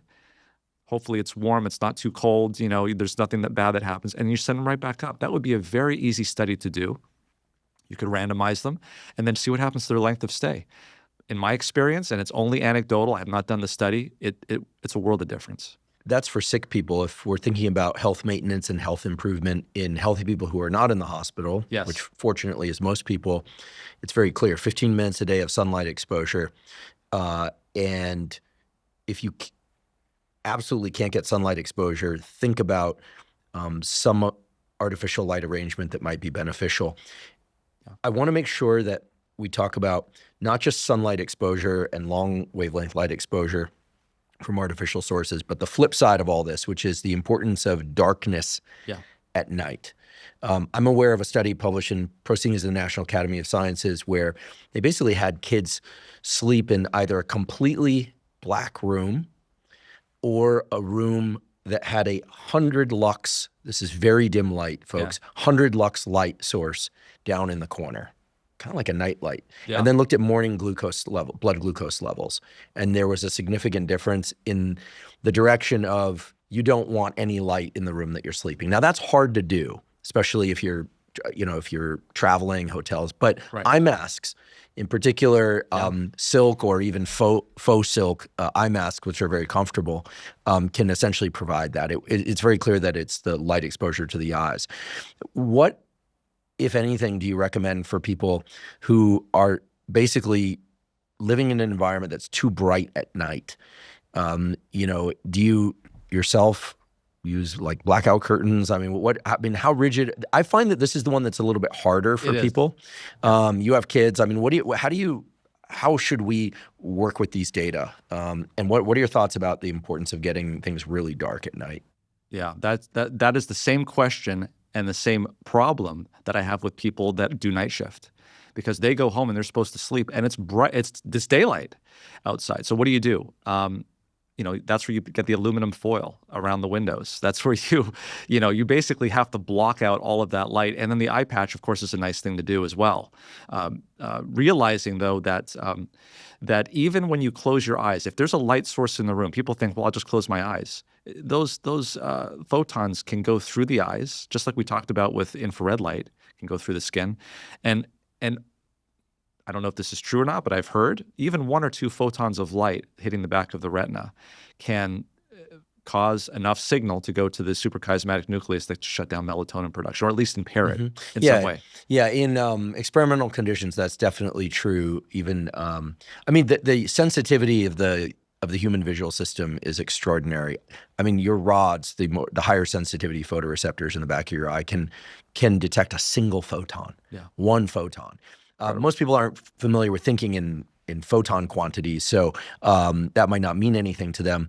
Put differently, and these are wild data from Chuck Zeisler's lab at Harvard Medical School. Light suppresses melatonin. The question is, how much light do you need? Because of the increase in sensitivity of the eye at night, this rod system and these specialized cells that send signals to the circadian clock, 15 seconds of artificial light exposure will significantly quash your melatonin. That's a whiz at night. 15, yeah, right. So if you go to the bathroom, so then people say, well, what am I supposed to do? How do I navigate at night? And how do I make sure I'm peeing in the toilet, especially for men, right? Yeah, exactly. And how do I not trip and fall, this kind of thing, and route to the bathroom or getting a glass of water?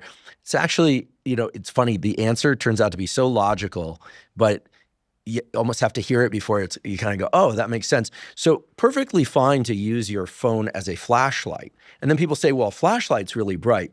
But you're not shining the light into your eyes. So looking at your screen dimmed way down in the middle of the night is going to be very detrimental to the melatonin system, right at the time where you want melatonin high, and other things too. Yeah. But looking at a flashlight shown into the hallway so that you can navigate, very different scenario than it shining directly into your eyes. Makes sense. So you can, and then there are a number of different red light sources that are pretty good, like little red light lamps that are effective, or you can just turn your phone to red light mode. There's a way to do that. Well, I remember a podcast that you had probably a couple of years ago where you had someone, I forgot his name, but he said his house is very dark at night and people would be afraid to go over because they'd be tripping all. That's my good friend, Dr. Samer Tart. Now, keep in mind that Samer is the head of the chronobiology unit at the National Institutes of Mental Health. So he literally lives and breathes this stuff. Right. The other thing about Samer, which is interesting, is when I first met Samer, he was very, very overweight. What Samer may have relayed on that podcast, perhaps not, is that by changing his relationship to light, sunlight, and getting sunlight during the day and darkness at night, and by the way, he lives in Baltimore at that time, so it's not trivial to do that. Yeah. And changing his sleep schedule to one of getting into bed around 9 or 10 p.m. and waking up earlier as opposed to staying up late and sleeping the equivalent amount into later in the morning, he lost over 80 pounds. Wow. Effortlessly. His appetite just adjusted because he finally got in tune with his natural circadian cycles. And Glenn Jeffrey's work has made me think in my mind, because of the presence of light in that study and the fact that the glucose was less, it makes me wonder whether or not we really shouldn't be eating only when the sun is up. I agree that we probably should only be eating when the sun is up. I like dinner somewhere around 6:30. Yeah. It's tough for me, but I totally agree. If people were willing to meet me for dinner earlier, I'm good. Now, it is true that sleep is vastly improved when you haven't eaten in the previous couple of hours. Yeah. It's also true that trying to fall asleep and stay asleep when you have gnawing hunger in your belly is not easy. No. Okay. Yeah. I would say the other thing is making sure that these rules that we're coming up with here based on physiology aren't laws, so that we get so anxious about following that they actually become a detriment. There's a point where we just have to do well enough and then move on to the next day and try to do it the next day. We're human. Yeah. I want to talk about the other aspects of NEWSTART: nutrition, exercise, trust, rest, etc. But before we do that, I want to touch on something that I've been curious about for a long time. It's somewhat controversial. I've stated my stance on this previously, took some heat for it, but maybe I'll revise my stance. You see a lot of patients in the ICU with flu. Yeah. Obviously, the flu can be deadly in some circumstances. But for most people that are healthy, generally healthy, first of all, how concerning is flu? Like, should I really be concerned about flu this winter season, even though I feel robust? And then the second question is, do you personally get the quote unquote flu shot? I said on a previous podcast that I don't get it. And I took a lot of heat for that. I understand that the flu shot does protect against certain forms of flu, not all of them. That statement was kind of pushed out there by folks saying that I was going against CDC guidelines. I'm not going against CDC guidelines. People should do as they choose. They should just know what they're doing. I've never gotten a flu shot. I don't know if I've ever gotten the flu, but that's my personal choice. And it's not based on any specific fear of the flu shot. It's because it's never been an issue for me. And I'm okay with getting a cold or a flu every couple of years, feeling miserable for a week or two, and bouncing back. I feel like that's good to develop my own antibodies. But maybe I'm thinking about this completely irrationally. So do you get the flu shot? Do you recommend the flu shot for healthy people? Do you recommend the flu shot for people that are metabolically challenged? Yeah, it's a good question. I think the approach that I take is the approach that I take with any intervention in medicine. Every intervention in medicine has a benefit and every intervention has a risk, no matter what it is. So for me, because I work in an intensive care unit around sick patients all the time, I'm exposed to a lot of flu. I mean, you literally walk in and the next day they say, oh, by the way, that guy, he had the flu. So you find out after the fact. So for me, I've always, since I've been a physician, I've always gotten the flu shot every single year. Do you get it multiple times per season? No, just once. Okay, so at the beginning of the flu season when they say flu shot available now, so it's a mix of antibodies against known strains of the flu. Yeah, interesting. The way that they try to figure out or guess the way it is, because that's what it is, it's a guess, is they look 6 months earlier to see what happened in the Southern Hemisphere. And they see what was circulating there, and then they believe that's what's going to be circulating in the Northern Hemisphere. And they do the same in the South. They look and see what's circulating up here, and they try to figure out what it's going to be there. So there's usually about 3 or 4 different ones that they try to put in there. Ever since 2009, they've tried to put one in there about 2009 because that was a really bad year. We mentioned that in terms of that study on sunlight, but in terms of the side effects as a result of that, it's been pretty bad. I mean, to give you an example, I had a patient recently in the intensive care unit. This patient came in, very poorly controlled diabetes, hemoglobin A1C of like 16, 17. It was very bad. And she developed, she got the flu, and her immune system was not well. She actually also got a very bad fungal infection that was near fatal. And so that's the typical patient that we're going to see who's going to have that type of a bad reaction to the flu. People who are immunocompromised, people who are not metabolically healthy. These are the ones that are wide open. And so a flu virus is going to do a lot of damage there. So what does the flu vaccine do? It gives the immune system an advanced notice of what this antigen is. And that has 2 effects. What a lot of people believe is that it's going to protect you from ever getting infected. That's not the case. You can still get infected, but what happens is that the symptomatology or the side effects of that infection will be greatly diminished. So instead of you being hospitalized, perhaps, maybe you're only coming down with the flu and you stay at home. A lot of people would say, I got the flu shot and it didn't help. I got the flu anyway. What we don't know is how severe that infection would have been in the first place. So that's why for people who are immunocompromised, I generally recommend it to get the flu shot. Or people that are exposed to a lot of flu, because Exactly. like you work in the ICU, Right? But and if I may, like, do your kids get the flu shot? Yeah, we give them the flu shot as well. It's more because they're the kids of doctors who might bring home the flu. Got it. And more than anything else. But there was a point where we were not doing it. When they're in their teenage years, that's when we start actually giving them the flu shot. That was just a personal opinion, even though I know it's approved up down to 6 months of age, I believe. So you started your kids once they were in their teen years. Yeah. I remember one year our son Ryan, he got some virus. I don't know what it was, but he had very bad diarrhea, and we had to take him to the emergency room to actually get an IV and get fluids into him. He was very dehydrated. I don't know what that was. I don't know if it was rotavirus, but something was going around that year. So, and he's perfectly healthy. So this is something that can happen, and you just have to look at the risks and benefits. So well, I am telling you that I've never gotten a flu shot. Yeah. Am I being irresponsible as a citizen? I don't tend. I mean, I go places. I go to restaurants. I go to the gym. I've remained healthy for the most part. I mean, an occasional sniffle here and there. Every couple of years, I'll get. Yeah. It's been a long time, actually. Now that I think about it, I think irresponsible is probably too strong of a word. The way I look at things is through what I call the Swiss cheese model. I don't know if you've ever heard of the Swiss cheese model. I love Swiss cheese. Okay, so the Swiss cheese model says this: if I cut up a bunch of pieces of Swiss cheese, you'll know that every piece has a hole in it, right? Or maybe a couple of holes. And if you line up those pieces of Swiss cheese, those holes might be in different places. So if you are, let's say you're on one end of those multiple slices of Swiss cheese and little particles are coming through, if you have enough pieces of those Swiss cheese, no particles are going to get through. And that's really what we look at in medicine. We don't just depend on one slice of Swiss cheese. Like in the operating room, for instance, we don't want to have infections. So what do? We sterilize the instruments. But we don't just leave it there, right? We sterilize the skin that we're going to incise. We make sure that the room is the right temperature, the right humidity, because that has an effect. We make sure it's under positive pressure. The surgeon is wearing a mask. He's also wearing sterile gloves. So we go through, we try to do everything that we can possibly do so that if there's a breakdown in one place, we still have a bunch of other Swiss cheese slices in place. It's the same thing with the flu.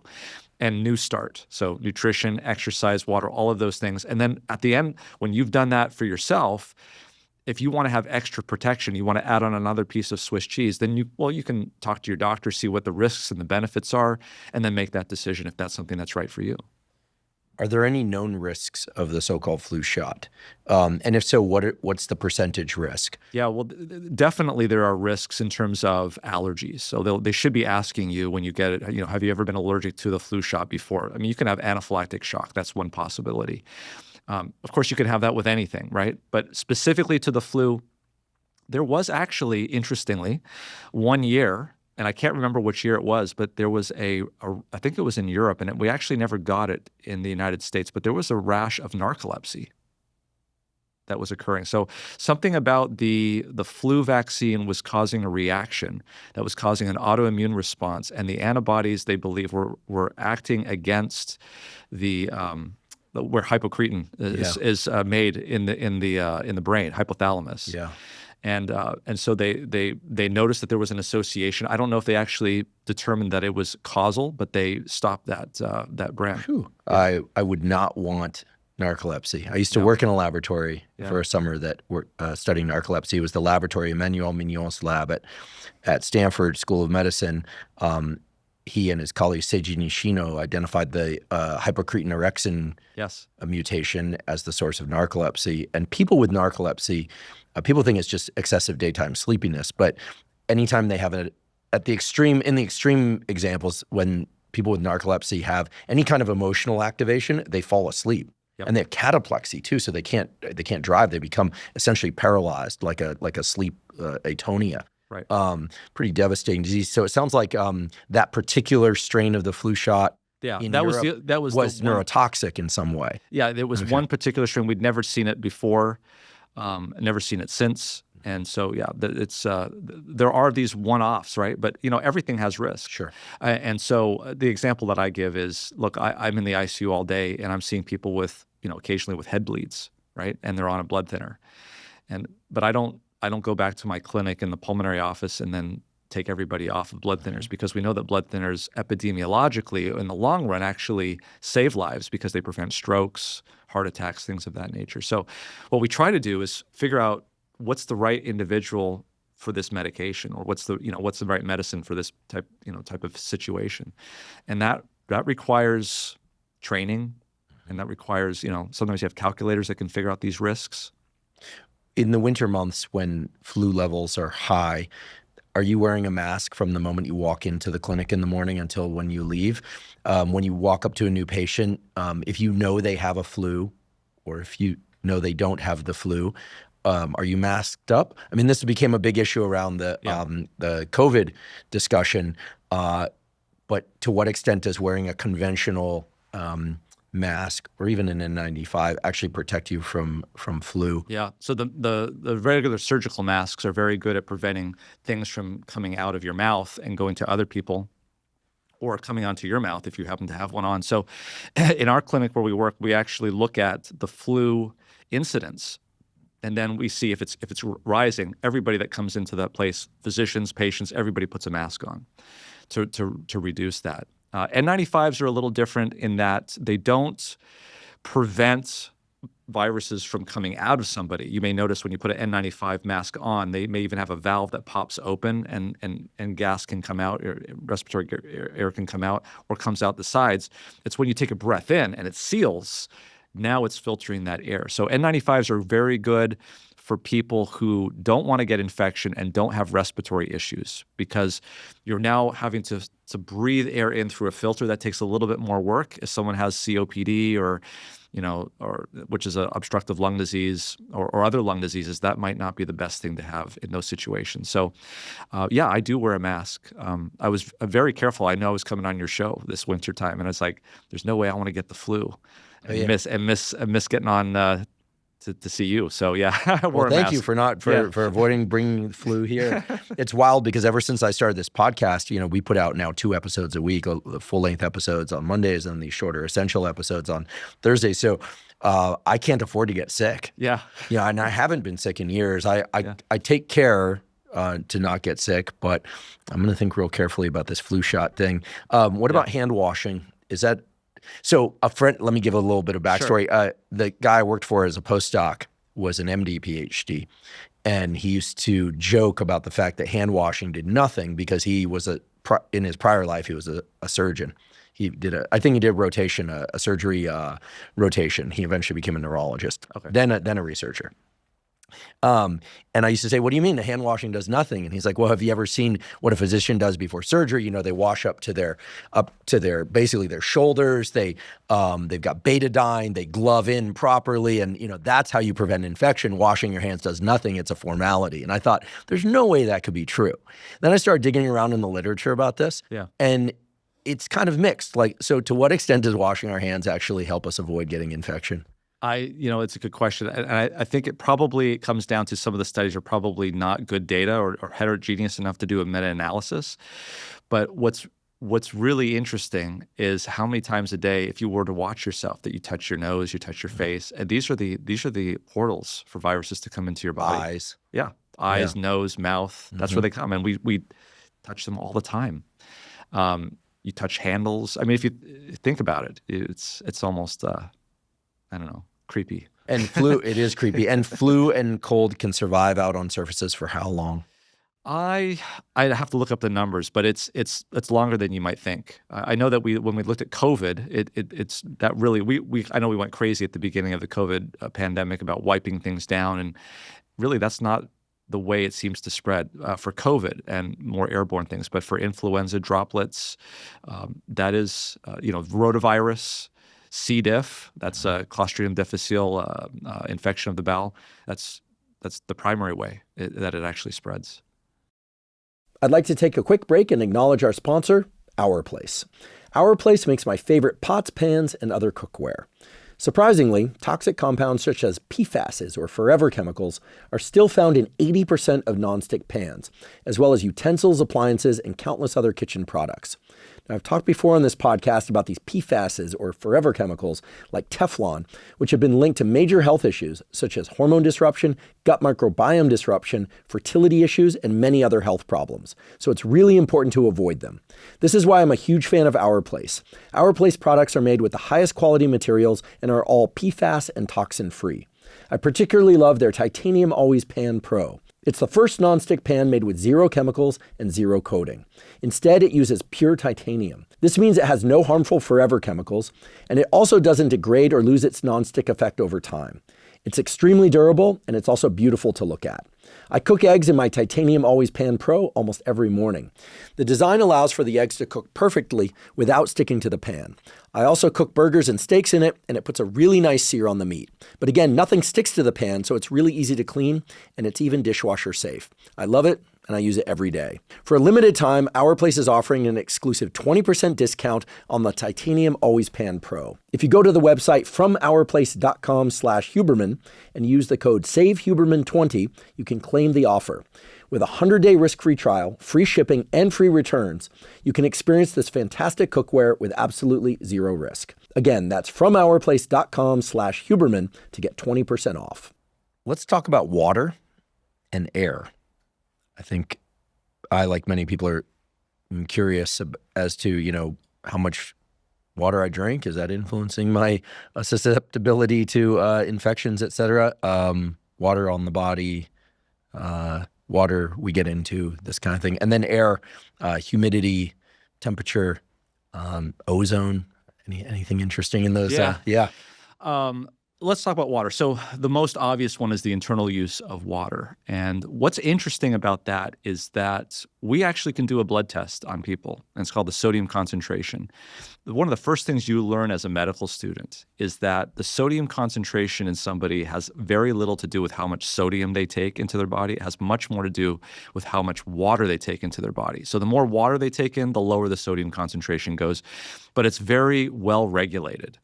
There's a study that was done a number of years ago that looked at the chances of death, so mortality, and sodium concentration. And as sodium concentration went up, so did the chances of dying. So it's important to drink water. How much water?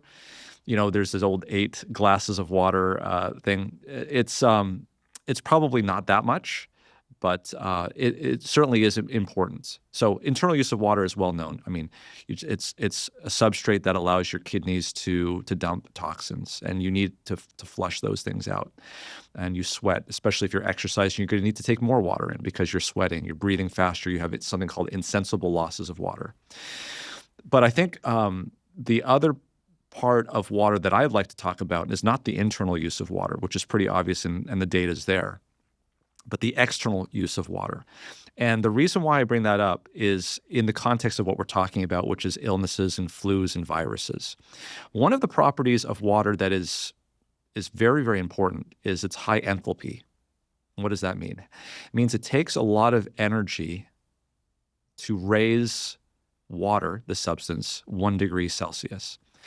And the opposite is also true. So if you put warm water on someone, it can transfer a lot of energy into that person without losing temperature. Why is that important? If you want to increase someone's body temperature, water is a very good way of doing it. If you've ever gone into a sauna, and it's a dry sauna, you haven't yet put the little ladle onto the heating, you can tolerate 170, 180 degree sauna pretty well. As soon as you put that water on, the heat just starts to come down on you. And that's because water is such a very good way of transmitting that heat. So why is that important? Let's put that away for a little bit, and I'll explain why that's important. Let's switch gears and talk about viruses in the immune system. So your immune system is divided into 2 components, an innate immune system and an adaptive immune system. The adaptive immune system is what we've all learned about in terms of vaccines and antibodies and all the things, the discussion that we've had the last 4 or 5 years. You see something very specific, your immune system does, and it makes an antibody directly against that. If it's slightly different, the antibody response is not going to be as effective. So it's very highly tuned, very specific. That's the adaptive immune system. The innate immune system, on the other hand, is the one that goes out first, gobbles things up, and presents it to the adaptive immune system. But there's also something else in the innate immune system that's very important, and that is the system that has to do with recognizing damaged molecules and recognizing pathological molecules. There are certain pathological patterns, PAMPs, pathological associated molecular patterns, that the innate immune system recognizes without ever having seen it. And it can take those things out. And the greatest tool that the innate immune system has to take those things out is something called interferon. Interferon is an extremely important molecule. It has a very wide-ranging ability to take out viruses. Something that's important to understand is that with all of the variants that we've been talking about with COVID, with all of the different strains that we have of influenza, none of that matters with interferon. Interferon has very wide, and that's why it's such an important molecule. It's been said that the immune system is so well designed that there are no viruses that can infect it unless they have countermeasures. And that is absolutely true. This was first seen when SARS-CoV-2 came out. They looked at SARS-CoV-1, the original one that came out in 2002. And sure enough, that virus, SARS-CoV-1, or if you want to call it that, or just SARS, had a mechanism contained within it to neutralize and to suppress the secretion of interferon. They did some searching and they looked at SARS-CoV-2, and sure enough, MAC1, which is a gene in SARS-CoV-2, is a gene that is specifically, I don't want to say designed, but it's there to get around interferon. That should tell you how important interferon is. So with that in mind, let's go back to our talk about water and temperature. There was a number of studies that have been done looking at temperature, interferon, and what they showed. This was an in vitro study where they took lymphocytes, they put it into a medium, and they bathed it in LPS. LPS is basically a molecule that is seen in bacteria that usually sets off the immune system. So you have lymphocytes, you have LPS, and then what they did was they slowly increased the temperature and they measured interferon. Once it hit 39 degrees Celsius, there was a 10-fold increase in interferon secretion from the lymphocytes. 39 degrees for those who are on the Fahrenheit system, that's about 102.2. Okay, so slight fever. Slight fever, yeah. Or a good fever. Yeah. Yeah, good fever. So what does this mean? This means that, and this gets into the whole discussion philosophically about fevers in general. And should you block them? Exactly. And I'll tell you, in the hospital, I'll get so many calls, hey, doctor, this patient has a fever. And the idea is that the fever is part of the problem, and we need to fix the fever because it's part of the problem. By the way, that was the same thought process in the 1918 Spanish flu pandemic that we had. Aspirin had just been discovered, Bayer aspirin, 1899, and it was great, it seemed, because aspirin took away fever, it took away the body aches, it took away the pain, and all of that was ascribed to the virus that was going on. They didn't even know it was a virus, just the influenza disease. And so it was being used almost excessively, in fact, in many cases, probably toxically. In these army hospitals in 1918, people were coming in with the flu, young people were coming in with the flu, and they were getting high doses of aspirin. They thought this was the way to treat it. And the mortality rate, the case fatality rate was like 6%. It might have been even higher than that. So getting back to water, external use of water. Here is a way to deliver large amounts of energy that can be stored in water as a substance to the patient to actually help elevate body temperature, to see whether or not we can improve the innate immune system to actually help out in that type of a situation. So we're talking about hot baths? Hot baths, sauna. Hot shower? Hot showers. Probably the most effective way of doing it is, in the old term, and again, something that was used 100 years ago, is hydrotherapy or hot fomentations is the term that you'll find. If you look at the old literature, this is where they would get hot towels, linen towels. They would soak it in water. They would heat it up, usually in a stove, but you could do the same thing in a microwave. The big thing is that you have to make sure you don't burn yourself. Or the house down. Exactly. And so you would put a protective layer of batting or cloth on the patient, and this would go on top of them. And you would basically cover them up until you started to see them sweat. And you do that for about 20 minutes.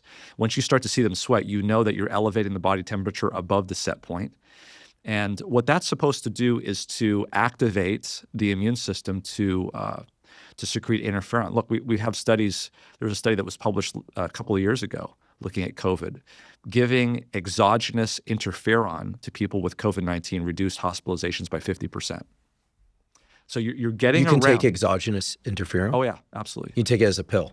It's an infusion. You would digest it in the stomach. So this was an infusion that they gave to patients.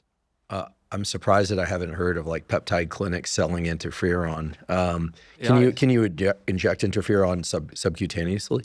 You can. And this was actually published in the New England Journal of Medicine. It was interferon lambda, I believe, and it was a phase 3 trial looking at getting FDA approval. I think probably because of the fact that we weren't having as many hospitalized patients, it probably hasn't gone through. But in that study, it reduced hospitalizations by 50%. Wow.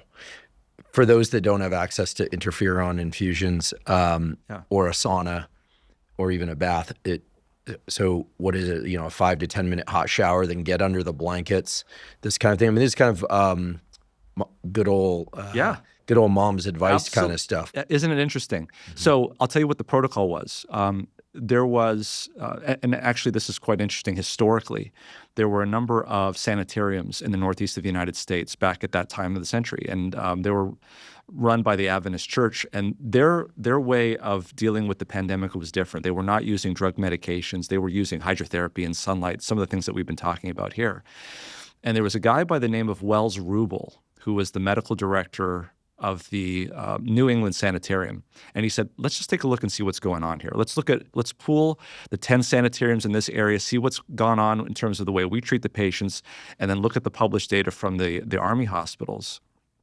And there was a stark difference. He divided it into 2 sections. The first phase of influenza is the early phase. And the major endpoint of that early phase was, did they get pneumonia? Okay. And then from pneumonia, the second endpoint after that was the second phase. And the question was, did they die?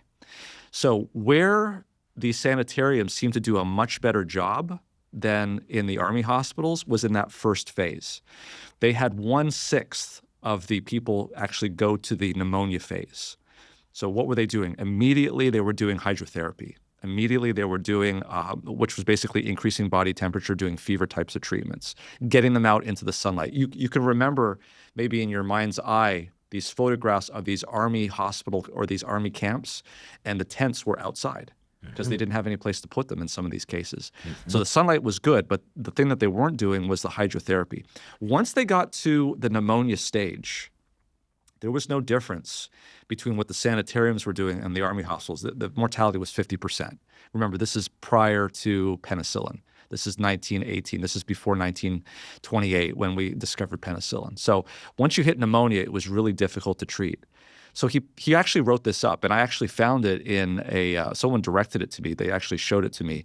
It was in it wasn't even in a scientific journal that he published it in. It was some sort of periodical called Life and Health, May 1st, 1919. I still remember it in my head. And he says, hey, this is what we did. This is what they did. They had 1/6 of the mortality in their institution. And this was repeated multiple times. This is not done in isolation. Let's lead you up to the big thing here. There was a Nobel Prize that was given for this in 1927. Jules Wagner-Jauregg was an Austrian psychiatrist who noticed that in his patients that had neurosyphilis, that when they had a fever, their symptoms improved. So this is, again, prior to penicillin. He actually took patients with malaria, and he took the blood from these patients and carefully infected his neurosyphilis patients with malaria. And of course, you know that malaria causes very, very high fevers.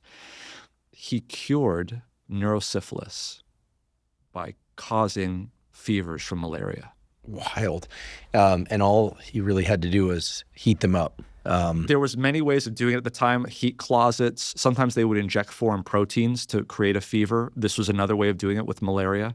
Of course, at the time, they had the treatment for malaria, right? Quinine. Well, and LPS will do this, yes. Right? LPS, as you mentioned, is lipid polysaccharide. I think they get it from yeast cell wall or something. Yes. And it's a foreign antigen. Yeah, it's a contaminant in a lot of gray market peptides and things that I suggest people don't take. You know, there are a lot of people now who are interested in peptides and they buy them on the gray market, and it says not for human or animal use research purposes only. And people often say, well, why not use those? Why do people have to go through a physician and a compounding pharmacy if they're going to explore that territory at all? Yeah. And the reason is it's very clear that most of the gray market peptides have LPS in them. So small amounts, but injected repeatedly over time, people start getting the systemic inflammation and fever response. There you go. That's a little bit of a tangent, but it gets to the same mechanism. Yeah. So when you say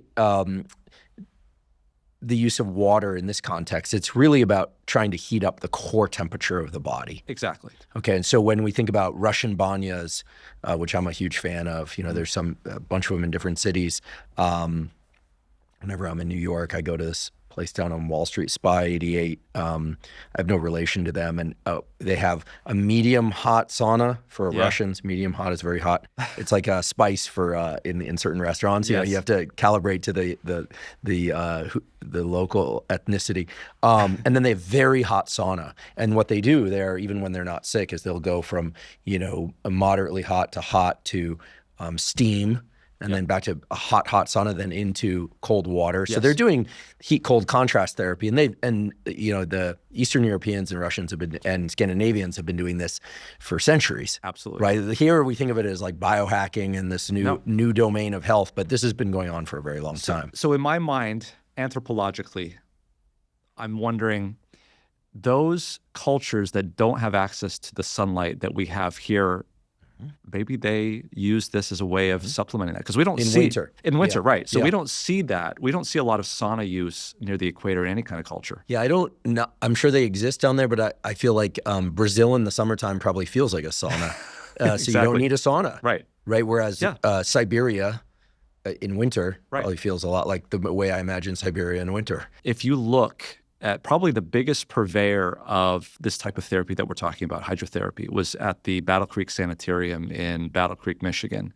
And they had whole protocols for this. And when I looked it up, the general protocol for this was 20 minutes of hot, followed by a very, very short, probably a minute of cold that involves some sort of physical rubbing or sort of abrasion on the chest. Okay, and when I saw that, it's like I immediately thought of what they do in Finland, and where they hit themselves with. Yeah, the Russians use these eucalyptus branches.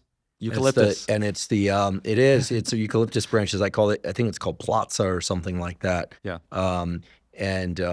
It costs a little bit more, but if you go to one of these Russian banyas, you can pay someone who's skilled in this. They basically make you lie down, you cover your face and groin, and then they hit you with these eucalyptus branches. Not to smack you with them, but now the idea is that in the sauna, you're going to bring some of the additional vasodilation to the surface of the skin, so you're getting more blood flow to the periphery is the idea. I don't know if there's any truth to it, but my understanding from what I've heard and read is that obviously the heat part is to heat up the core body temperature, and that has a whole host of responses, which I'll touch on after this. That I read a recent article that was just amazing. But the cold part of it is going to cause vasoconstriction, and we know this in medicine. We're actually taught this in medical school, that a cold shower, vasoconstriction, causes demargination of the white blood cells that are actually attached to the inside of your blood vessels, and it knocks them into circulation. So if you think about this, what is it that you're doing? When you're doing the heat aspect and the fever goes up and the temperature is basically it's a non-hormonal signal to the entire body to start up regulation and transcription. And then the very last thing is the cold. Now, what does that do? Number one, it knocks those cells into circulation to go wherever they need to go. That's number one. And number two, vasoconstriction peripherally, which is what you will see, prevents that heat that you've just built up from going out to the periphery and being lost. So it kind of locks the heat in a sense, allowing that heat to last longer. Amazing. Could you just repeat one more time, even though you said it incredibly clearly? Yeah. This phenomenon of how the white blood cells are liberated by cold and constriction? Yeah. So when you imagine a tube that's lined with white blood cells. They all have little podocytes, little things that attach. And what happens when you have vasoconstriction is it causes vasoconstriction. It shrinks down because of the smooth muscle in the wall. And you have release of these white blood cells into the circulation. and that's called demargination. So after a cold shower, you will actually be able to see, and this is kind of a trick question, does one's white blood cell count go up after a cold shower? The answer is technically you have the same number of white cells, but now there are just more of them in the circulation. So yes, the number that you get back on the lab test shows that it's gone up. And the white blood cells, for those that aren't familiar, they essentially go out and... Yeah, these are the macrophages, the neutrophils. These are all different branches, if you will, of the armed forces of your body that go out to try to find things and neutralize them.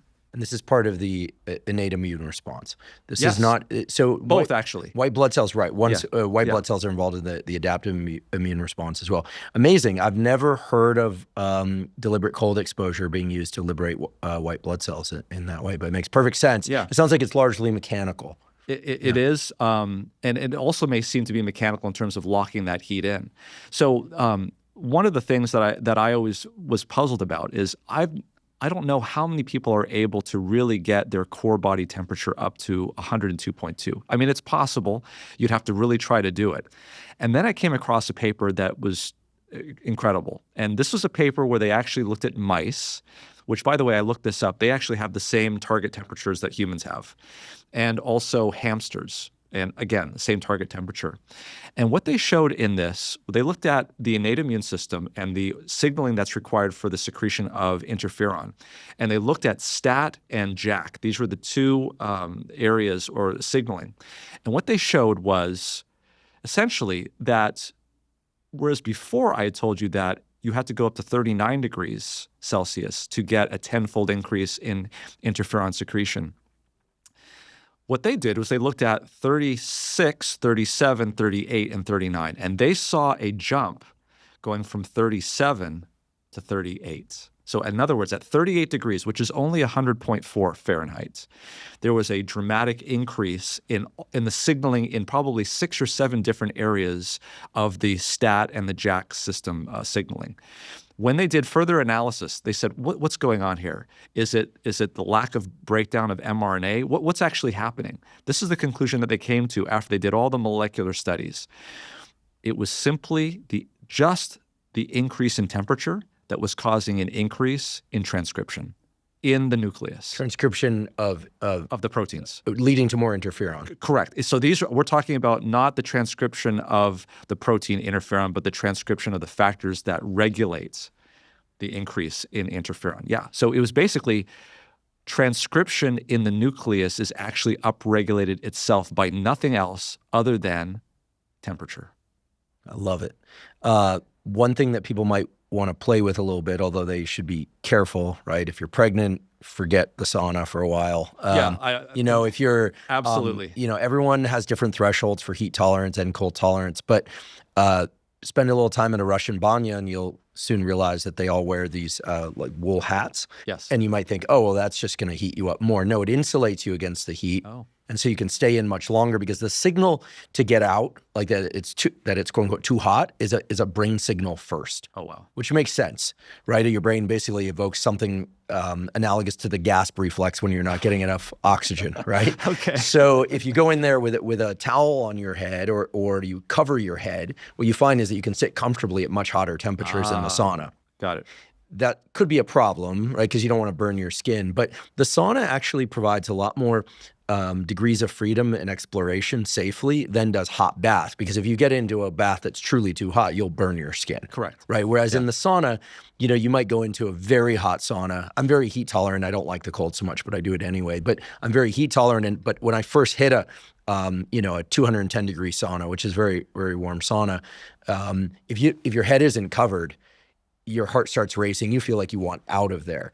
If you go in there wearing a wool beanie cap, you're fine. Yeah. You're fine because the brain signal doesn't get kicked off for a while. So that's interesting because I've seen some old photographs of when they used to do this, like in mass in the big hospitals back east 100 years ago, and there was these treatment rooms. And each of the treatment rooms had a little hole not a little hole, but a hole enough to put your head. And so it was kind of funny because you see this long hallway and all of these humans' heads kind of sticking out of a hole. While the treatment was going on inside the room, their heads were outside the room. It's so amazing how humans find the same solutions through different portals? It is I'm true. fascinated by this. Every once in a while I sit back from the information that we touched on in this podcast since we launched in 2021. And I think, there are so many different tools and protocols and you're providing additional ones today. They almost all fall into about 6 to 10 batches. And whether one comes through the portal of traditional Western medicine or Eastern medicine or what the, Finns or the Russians do or what they do. It's so interesting that, we're talking light, temperature, and these things obviously relate, hydration, which I'm sure we'll talk about, mitochondria, cellular metabolism. I mean, there isn't an infinite number of conceptual themes, and they tend to sort of batch into them. And I think understanding those themes helps people make decisions. Like if you're on the road and you're feeling run down after getting off the plane and you're thinking you might be coming down with something, you get that little throat tickle. Mm-hmm. You only have access to a hot shower. That's your best bet. Do that. You don't need a sauna. Ideally, you're getting sunlight. You don't have sunlight. You can, take some of the other measures that we were talking about before. I find it fascinating that humans eventually converge on the same answers. It just sort of varies in terms of what you call these things. Exactly. You call it hydrotherapy. Yeah. I call it deliberate heat exposure, deliberate cold exposure if you're, in some cases. So. And people from all over the world in different cultures have talked to me in Asia, in the Middle East, and they say, you know what? My grandmother, my mother, they used to do this to us all the time. They put us in the hot sand. I remember someone telling me from Iraq. They said if we were sick, they would put us into the hot sand to heat us up. And then you talk to somebody, from the 1950s, grandma would say, they put us to bed and make sure we're all warm with the covers and hot water bottle. Yeah, hot water bottle, exactly. I mean, in Asia, they would do something different. I've heard them tell it. It's interesting to me how all of these cultures that really haven't connected necessarily have come up with the same answers for a lot of these things. That said, there are things that purportedly we can take to accelerate our progression through an illness, should we get one, and to help avoid illness. One of the things I'm most interested in is your thoughts on NAC, N-acetylcysteine. My understanding is that a few years ago in this country, there was an FDA ban on N-acetylcysteine, but that the people who had already been taking N-acetylcysteine were so bullish about it that they fought back, and it has remained freely available without a prescription. Yeah. My understanding is that N-acetylcysteine requires a prescription in some countries. Could you tell us what the various uses of N-acetylcysteine are and what its potential role is for avoiding or even accelerating the progression through a viral or other type of infection? Yeah. So the N-acetyl, and I sometimes say N-acetylcysteine. It may be just my Canadian accent coming through. I'm guessing. I didn't realize you were Canadian. I'm guessing you are correct and I'm incorrect. No, I think you are correct because people have corrected me. So I think if I say it, if slip up, that's what happens. So mom, ninth grade, grade 9. These are all Canadian. That is true. Yeah. So probably the most obvious one to start with is the one that's actually we use all the time in the hospital, and it's for Tylenol overdose. And that's because Tylenol, the metabolism of Tylenol depletes the liver of these reducing agents, glutathione, things of that nature. So N-acetylcysteine is going to replace that. And that's one of the things that's well known. We actually have dosing protocols. We have nomograms to tell us when we should use it, when we shouldn't use it, and it's very well documented. So it supports liver metabolism. It supports liver metabolism and prevents the liver from going into failure. So people could literally die if we didn't give them this medication. Does it also effectively treat liver failure due to other things like alcohol? That's an excellent question.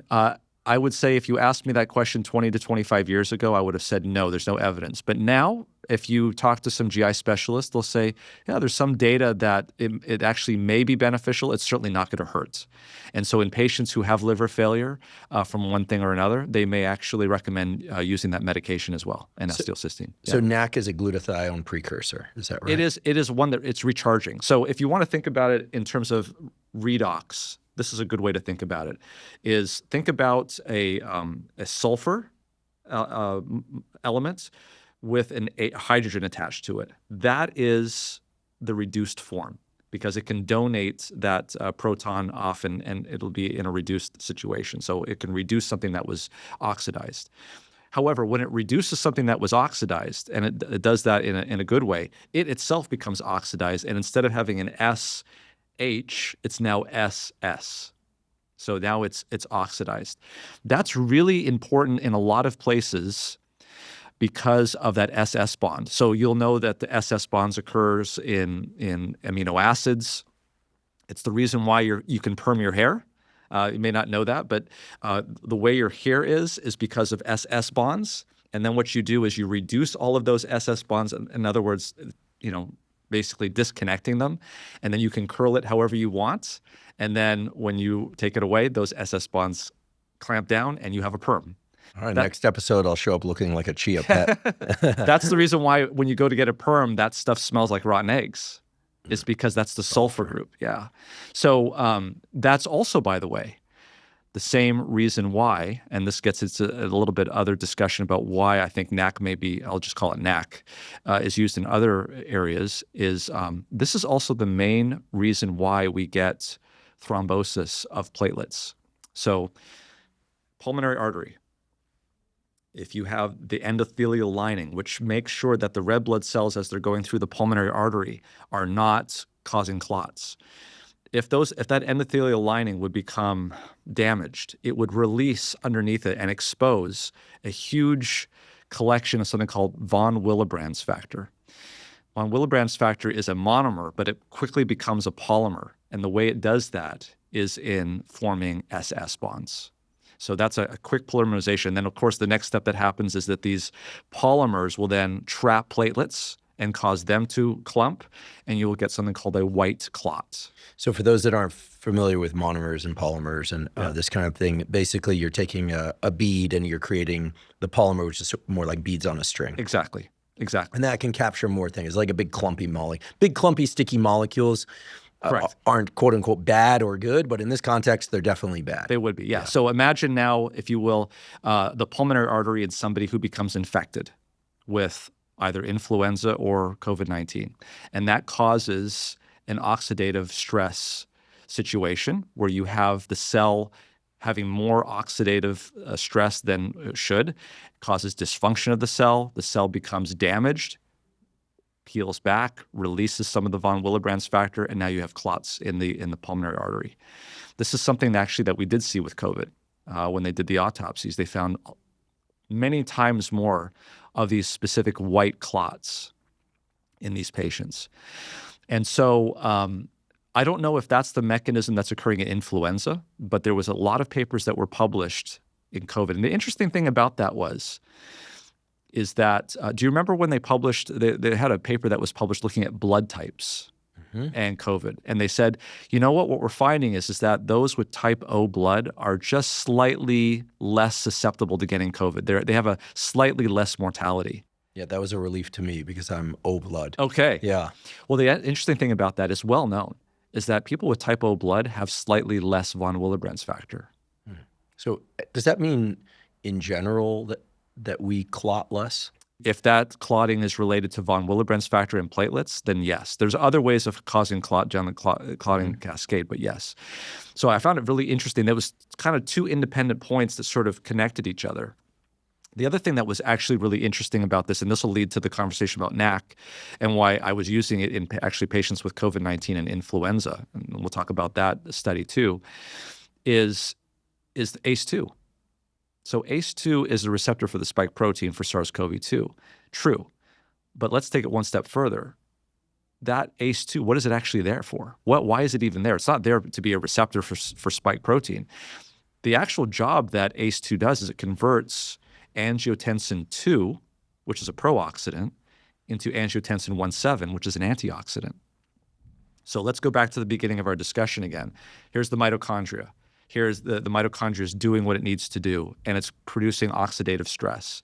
And it's got all these different enzymes that are there to lessen the heat from that engine. Catalase, glutathione peroxidase, superoxide dismutase, melatonin, as we discussed at the beginning, and angiotensin 1,7. So now what happens?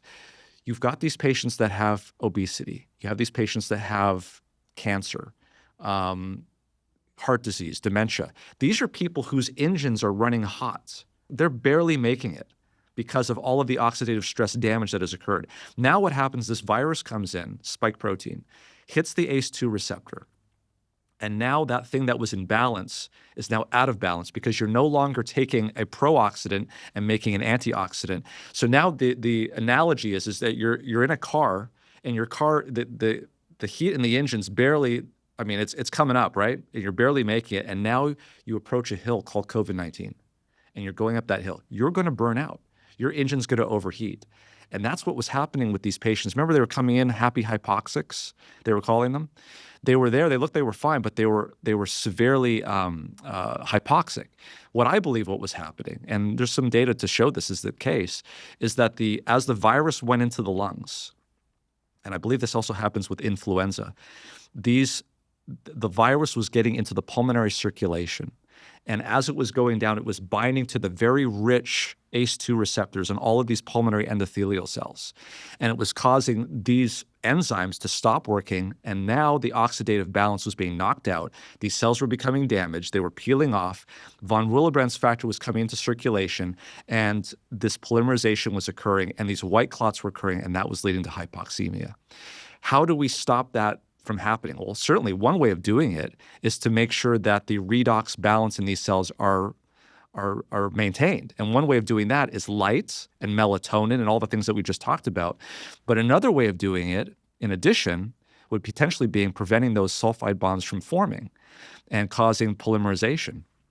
And that's where you have NAC, which is basically, it would go through to those SS bonds that are causing the polymerization and break them off.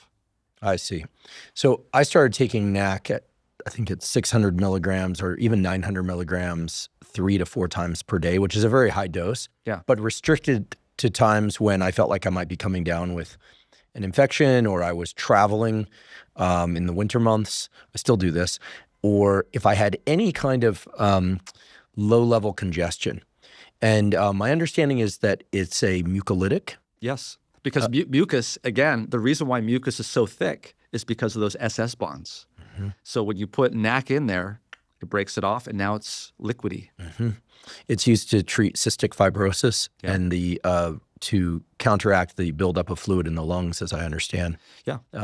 So it will make your nose run a bit if you have a low-level congestion. But what I love about it, and I don't have any to be clear, folks, I don't have any relationship to any company that sells NAC. I'm not paid by Big NAC or anything similar. Or Big Mac. Or Big Mac. Certainly not by Big Mac, but by Big NAC either. Yeah.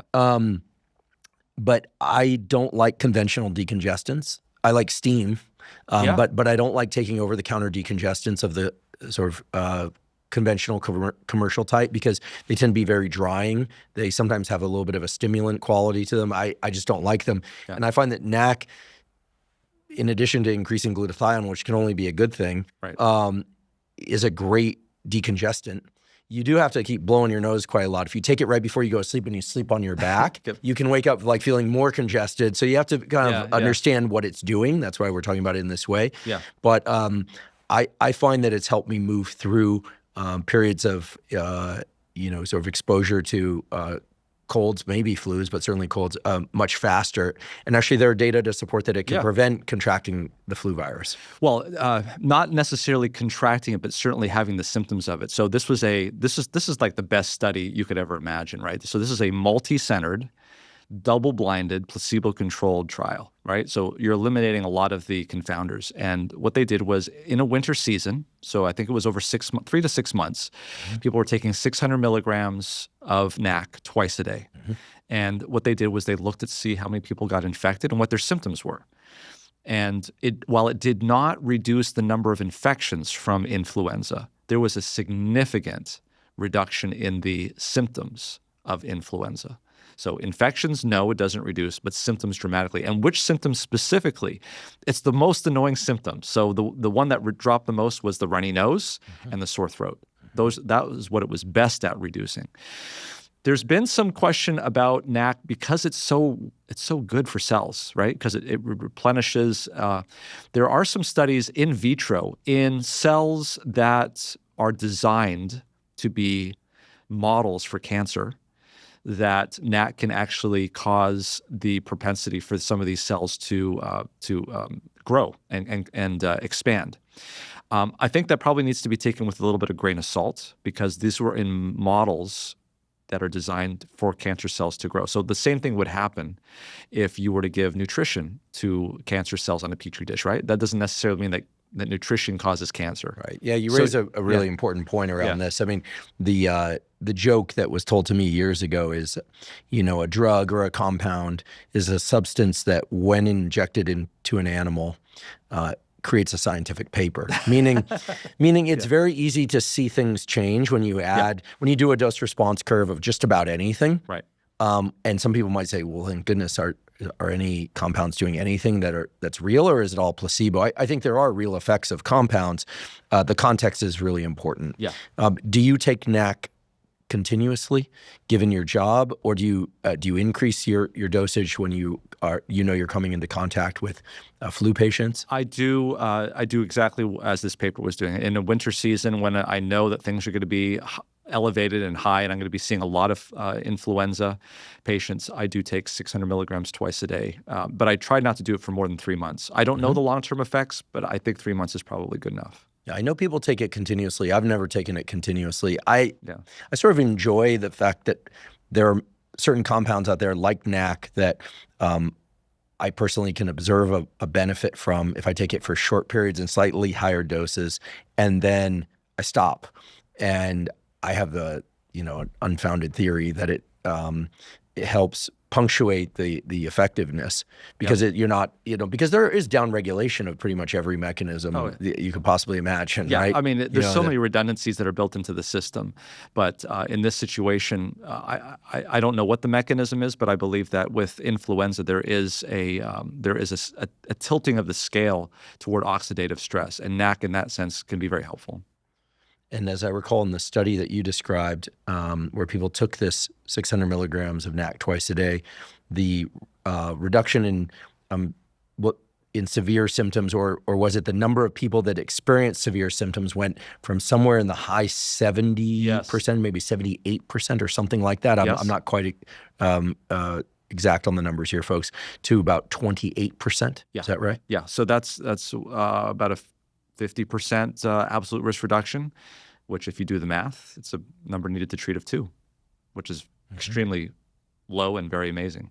And you're getting an increase in glutathione to boot. Yeah, wonderful. Other things that have been shown to improve symptomology or perhaps even immune system function, maybe we could talk about zinc. Yeah. I take what most people would consider very high levels of zinc, and I've been doing it for a long time, and I'm going to continue to do it because I do my blood work, and it works for me. I think there is actually good data for zinc. Some people might disagree, but I think the studies that I've seen seem to show that zinc supplementation can be beneficial. The theoretical, of course, and I'm sure you're familiar with it, is the copper deficiency, and if you're checking that, then that's fine. The recommendations that I have seen is 40 milligrams of elemental zinc. So you have to be careful when you look up zinc on your bottles to tell you how many milligrams, but it's the entire molecule that they're measuring. So you've got it'll also say how many milligrams of elemental zinc that is equivalent to. And the recommendation that I've heard from people is 40 milligrams, but if you're checking your copper levels, then you should be fine. Yeah. Well, it's never charted out by body weight either. Yeah. So I weigh 215 pounds. Sure. So what's the risk of copper depletion? Blood deficiencies and things of that nature. Yeah. Okay. Yeah. I'll get my copper levels checked. Yeah, I believe copper. it's in my blood panel. Yeah. It is in my blood panel, and I don't have a flag there, but I'll keep an eye on it. Yeah. Liver, I believe, also is involved with copper as well. So what is zinc doing to improve immune system function? There's a couple of enzymes that use zinc as a cofactor, and I believe that that's what it's related to. I can't remember exactly which ones they are, but zinc is used as a cofactor in some of the enzymatic reactions of the immune system. Yeah. Why doesn't somebody market an interferon inhaler or nasal spray? Actually, they are looking at that. When I was researching this for, the intravenous interferon. I remember seeing something about interferon in terms of a nasal spray. I haven't seen that yet, though. Someone out there who's industrious can create one. one. It doesn't make you feel very nice. Okay. When these patients, for instance, well, this might be material to understand too. For many years, we had hepatitis C that was incurable. And interferon actually is the cure. There was a point where we used to give infusions of interferon to cure people with hepatitis C. But when we gave them the treatment, they felt horrible, felt like they had the flu. And it's for good reasons, because when you have high levels of interferon, you do have the flu. It feels like that. It's worth touching on this, that so much of the symptomology when we have a flu or a cold or what have you is the immune system doing its thing. Exactly. The fever, the congestion, or correct. And we think of that as the illness, but it's often the byproduct of the body trying to extrude or kill. Exactly. This. Nobody likes congestion. So, I don't mind treating that. But I think out of all of those symptoms that you mentioned there, the one that I think is probably the most beneficial to keep is the fever. What about these cocktails that I see of eucalyptus oil, oregano oil, all this stuff? Is it completely worthless? No, it's not completely worthless. So let's talk about the science. Let's talk about the actual data. I don't have a randomized controlled trial to give you like I did with light, but there was a study that was done, and the reason why they were looking at this was a bunch of oncologists that were looking to see if there was something that could improve the immune system when people were getting chemotherapy.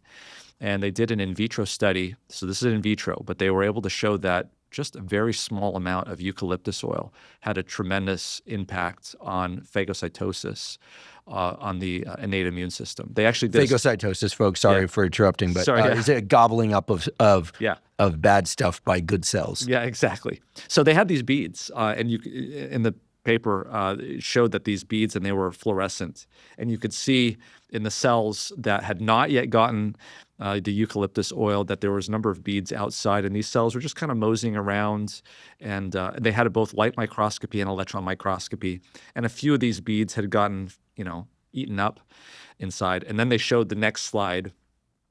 It was like a transformation with the eucalyptus oil. So instead of these nice rounded cells, they were like all of these things just coming out, like little podocytes, like reaching for things. And then a few hours later, it showed all of the beads that were outside were now inside. So there was something in the eucalyptus oil itself that was stimulating the innate immune system to gobble this stuff up. And again, we go back to the folksy type of old stuff. The main ingredient in Vicks VapoRub is eucalyptus oil. I have a theory. Yeah. That it's not going to be very kind to eucalyptus trees or koalas or anything related to eucalyptus, which is that maybe the eucalyptus oil is a mild irritant. Yeah. At the cellular level, you inhale it, you get this menthol-like or the odorant. It's kind of caustic. Yeah. And the immune system reacts to it by activating phagocytes to go gobble up more stuff. It could very well be. In that line of discussion, it's very imperative to understand that eucalyptus oil is never recommended to be taken internally. There's actually been reported deaths from taking too much eucalyptus oil. So I would just put that out there, that if people think that it's going to work and more is better. Usually the way it's used and the way it has been used historically is, and for instance, in hydrotherapy, they would put maybe a few drops of that or rub it onto the skin and allow it to sink in. It's extremely potent. If you go online to buy eucalyptus essential oil, that should not really be taken internally. It's not designed for that. It's extremely potent, and putting it maybe on sometimes I'll do that, put it on the upper lip so I'm inhaling it. It actually can be actually very soothing. In fact, one of the things that I found very soothing, and there are actually some data in the literature on this, is if you get a cold and you're congested, is just heating up some hot water on the stove, putting a towel over your head, and just inhaling that steam. It tends to open things up and decrease the congestion. And I've been known to put a couple of drops of eucalyptus oil into that, and that's actually been beneficial as well. Great. Don't ingest eucalyptus oil, folks. Yes. I'll take it as a personal insult, but I'm not going to take responsibility if you do it anyway. Yeah. That's a great segue to air. Yeah. I've heard conflicting things vis-a-vis, should we sleep with an air humidifier? Should we sleep with a cold room under warm blankets? lowering core body temperature definitely helps us fall asleep, but that's under conditions where we're not combating an illness. I have had the experience several times now, to the extent that I really believe it's a real effect, where if a room is extremely cold, even if I'm under warm blankets, breathing that cold air at night, I'll often get some respiratory stuff going on, probably because of a drying out of the respiratory pathways. Yeah, that's very possible. So let's talk about air. 30,000 foot level. First of all, don't inhale anything that's not either a medicine designed for your lungs or air itself. So it goes without saying, but smoking, cigar smoking, vaping, exactly. Sorry, folks. Vaping might be better for you than smoking, but it's still terrible for your lungs. The vaping community hates me because they want me to say it's not carcinogenic, but the data show that it can cause popcorn lung. Yeah. I mean, it's just not good. No. Right before COVID hit, I can't tell you how many young kids were being admitted to my ICU on ventilators. It was a little different at that time because it was so expansive that people were making vitamin E oil to cut the nicotine in, and they were making basically out of their garage brand vapes and selling it. And these kids were ending up in the ICU. This is totally unrelated to COVID. This is totally unrelated to COVID. Okay. And to be fair, totally unrelated to the brand of vaping, the brand names. So this is off-label stuff, people making their own thing and selling it. It was crazy.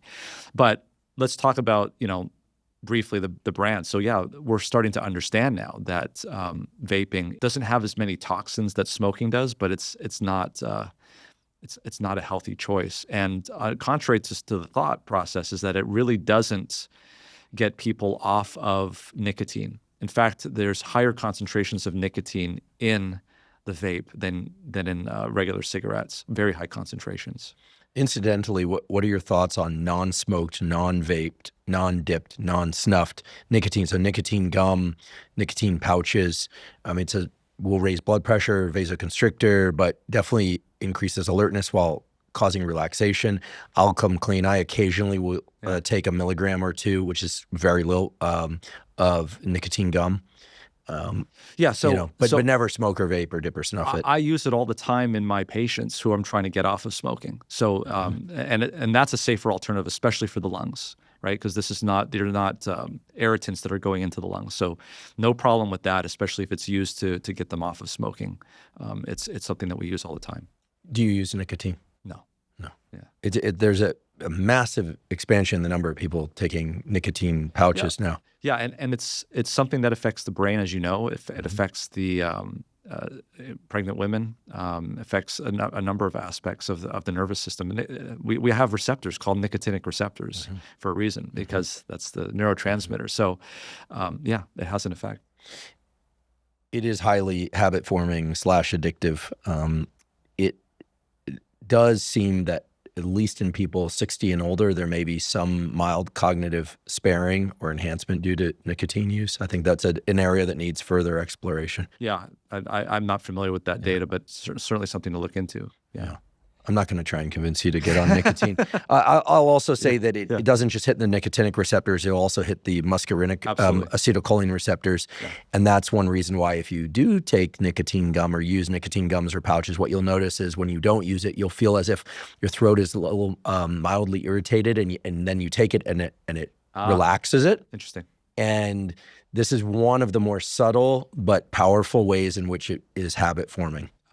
Is that people feel like they're more verbally fluid, they can breathe easier when they're taking nicotine, but it's a vasoconstrictor. So that for those interested in performance enhancing effects, it's pushing you in the opposite direction. Anyway. So in terms of air, we've talked about what should not be in the air, but there's actually some data that's really surprising that I found during the pandemic that was interesting to me that should be in there that maybe isn't in there, and that's the fresh air associated with going outside. So what is out there in the air? What should be out there? Obviously, clean air. People who live, next to freeways and pollution, those are bad things. We've talked about that. But the Japanese seem to have a corner on this research. It's really interesting stuff. You've heard of forest bathing. So there was a number of studies where they've taken these CEOs in Tokyo and they took them up to the Hinoki cypress forests. Sounds beautiful. It is. And what they found was they did actually very controlled research where they checked blood levels, and they did blood tests, and they had them walk around for 3 days in the forest, forest bathing. And they actually took air samples, and they found that there's these substances called phytoncides, which are given off by the trees, not just Hinoki cypress trees, but just about any kind of tree. So fir trees, oak trees, all sorts of pine trees. And that these substances interact with our bodies, and specifically, again, the innate immune system.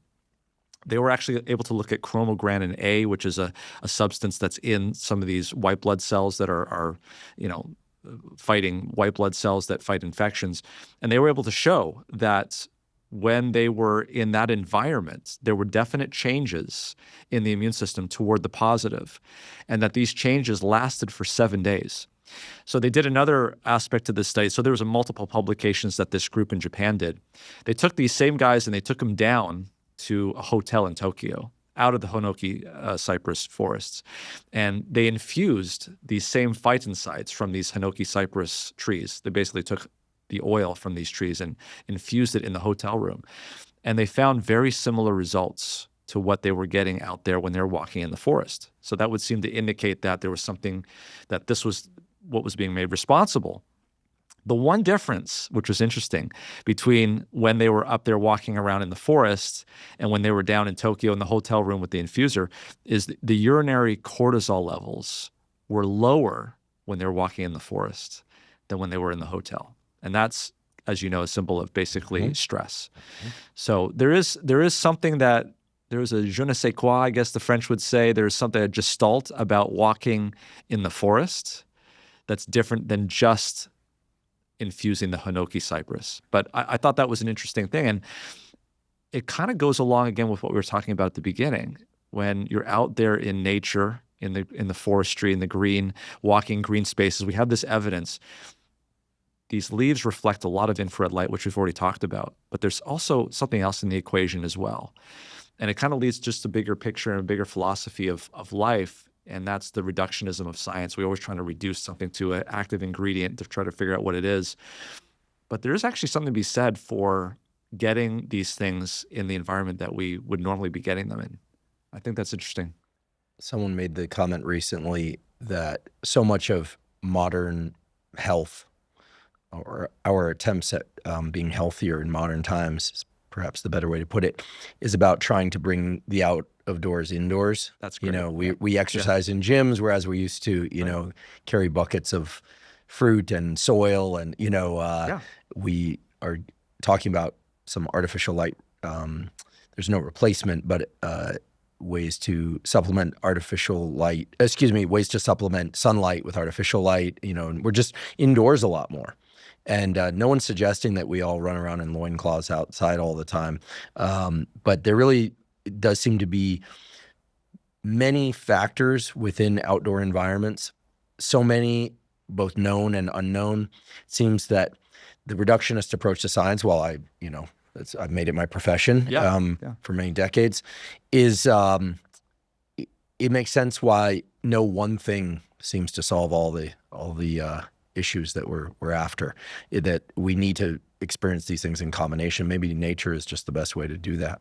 Yeah, I can't help but think of some studies that have been done in the past where this has really highlighted it. There was some evidence. They believed that people with lung cancer would do better because they noticed that people with lung cancer did better when they had diets that were rich in vitamin E and vitamin A derivatives.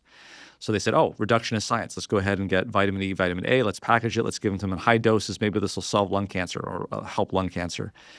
They had to stop the study early because they did worse than the control subjects. Important to point that out. Yeah. That the high dose supplementation is not the same as ingesting something in the context of a food. And we didn't discuss it directly, but we kind of alluded to it with light and indoor light and artificial light. So what do we get? The human body, since its existence, has always had blue light in the presence of red light, and altogether the entire biological spectrum. And now what we've done is we've essentially created an indoor environment where we have efficient lights, which are supposed to be, more efficient would imply that it's equivalent. But realize that LED lights or the LED lights that are commercially available for us to buy are energy efficient because they're not broadcasting, if you will, in the infrared or in the ultraviolet. It's a very specific, narrow range of visible light. We alluded to this. Oftentimes there's no red light in there either. Exactly. They are really blue, green, yellow, sometimes even UV light. Right. I mean, the fluorescent lights in a department store, for instance, or in a pharmacy. I haven't done the spectral waveform analysis, but those who have, it's published, it's out there. There are a lot of data about environmental, occupational health stuff. Would show that it is the emission spectra are severely tilted toward short wavelengths, and there's hardly any red light in there. Whereas a candle, for instance, or a roaring candle, people ask that, sorry to interrupt, is almost all orange and red light. Right. And then people say, well, won't that wake me up at night? And a lot of people are surprised to know this. I'll just ask you, and it's not a trick question, but how many lux do you think come from like a really bright candle or a roaring fireplace? Or the brightest moonlit night on a full moon? Since you asked it that way, I'm going to try to guess the other direction and say like 50. So somewhere between 1 and 10 would be high level. Okay. And then I started, and I was like, there's no way that could be, right? How could it be? It's like this roaring fireplace, or the moon that lights up. So it turns out that if you're at a campfire and we're facing one another around the campfire, I can see your face across the campfire. I can see the front of your body. And so it looks like it's so bright, it must wake me up. But no, you have no trouble going back to your tent and falling asleep, or your cabin. Yeah. If you turn away from that bright campfire, you need a flashlight to navigate even the shortest distance, which tells you that it's not very bright at all. It's very concentrated, but the fall off of that brightness is really what indicates just how dim it really is. Yeah. But if we think about an LED coming off a wall panel to adjust temperature in a hotel room, it has something like 100 to 400 lux. And yet we think of it as a dim night light. And so this is sneaky stuff. Yeah. It's really diabolical, because that wall night light or thermostat light messes up our glucose regulation, as shown in really good peer-reviewed studies. Absolutely. And then the other aspect of it, and I think I learned this from you, is that the photoreceptors are in the lower portion of our retina. Right. Or sorry, the lower portion of our retina. And so the type of light that's going to affect your circadian rhythm is going to be much more likely to do that if it's coming from up above or at the same level than down below. That's right. And the Scandinavians, my stepmom is Scandinavian, understood this intuitively. And so in the evening, they don't have ceiling light. They turn off the ceiling lights, and then they only use desk, sort of table level or even floor lights. Yeah. Now, candles along the floor would be the ultimate, but it's super dangerous. And we just had a bunch of fires here, and those were outdoor fires at first anyway. Yeah. But the reason we're kind of that we're riffing in a kind of light bio improv here is that when you step back and you just look at it logically, we have dim days, as you pointed out before. We have bright evenings and nights, and it's all short wavelength at night. It's terrible. I'm beginning to think that many, many, many of the problems that we have in terms of our metabolic health, sure, it has to do with food, certainly has to do with lack of exercise and a number of things, screens, et cetera. But I'm convinced that the light piece is at least one of the top 3, if not the top 2 major factors in determining the kind of obesity metabolic crisis. I completely agree with you. The one thing I was going to add to that too are the windows. Mm-hmm. So you're aware, of course, in California we have we need efficiency, and we have these windows called low E glass, and they're specifically designed to filter out infrared light. So the way you can tell whether or not your window is filtering that out is just stand in it when the sun is on it. If there is if you can feel the warmth of that sun, then you know that it's one of the old windows that's allowing that to come in. If you don't feel it, that's a low E glass. And so what we've done is we've created this environment inside. We've gotten rid of the incandescent bulbs. We have LED bulbs. We've gotten rid of the regular window. It's all for energy efficiency, which is a reasonable thing to do. We need energy efficiency, but no one's asked what the human collateral damages to this type of efficiency. Yeah, and we shouldn't have to take vacations to expensive, sunny places to overcome this stuff. That's not the right way to think about it. The way is to try and weave it into our lives at low expense or no expense, getting outside, for instance, opening windows. In cars is the worst. Yeah. So what's wild is if you go to the Pacific Northwest in the fall or winter when it's really hard to get light, I think Seattle's the northernmost city in the contiguous US. It's so dark up there, and you get into an Uber. They have tinted windows. It's so crazy. Like, it's so wild, especially since the research on this stuff is being pioneered largely out of the University of Washington in Seattle. Okay. Like, we've got a number of things exactly backwards, and light in our relationship to light is one of the ways in which we do.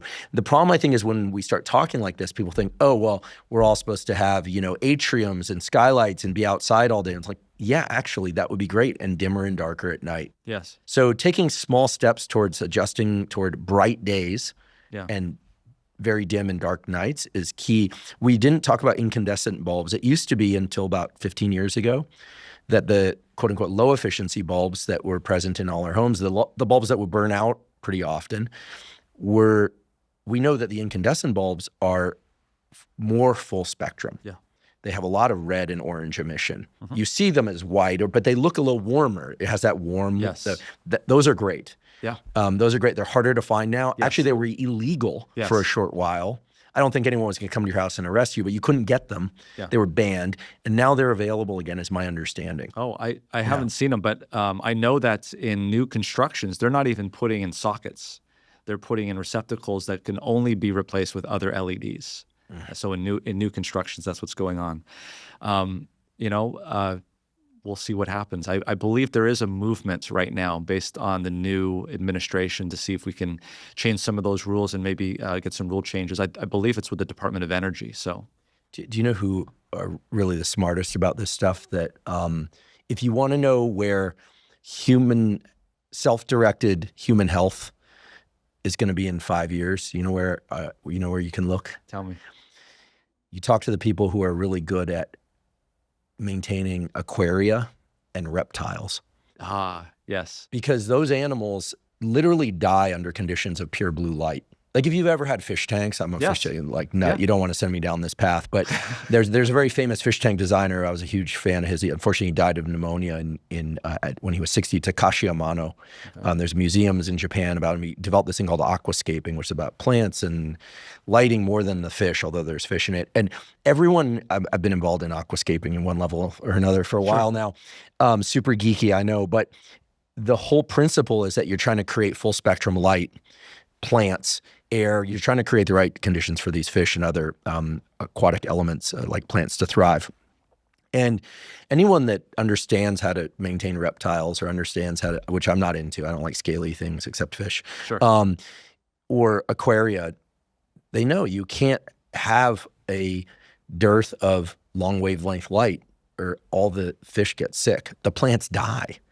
They just can't do it. Now, there are deep sea plants where the red light, long wavelength light doesn't get down to the bottom. And forgive me for going off on this. Maybe I should just do a solo episode. But what's amazing is, the intrinsically photosensitive cells of the eye that set our circadian rhythms and that do all this.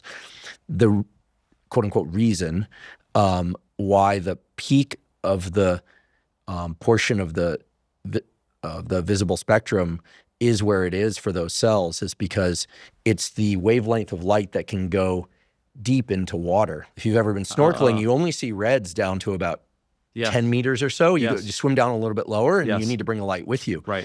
Now, of course, the fish that are red are still red down there. You just can't see it because of the lack of reflectance of long wavelength light. So we are walking around in the evening basically being exposed to what our eye and brain think is daytime, just as our retinal sensitivity is going up.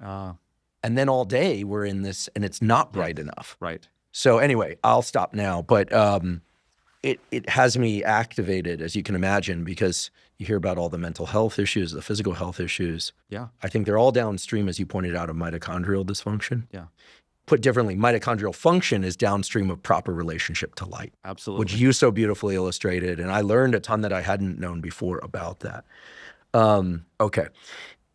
if I continued on Aquaria, we won't get at. We'll be here. This will be the longest podcast episode ever. Okay. I'd love to talk a little bit about two more things. We will return to NEWSTART.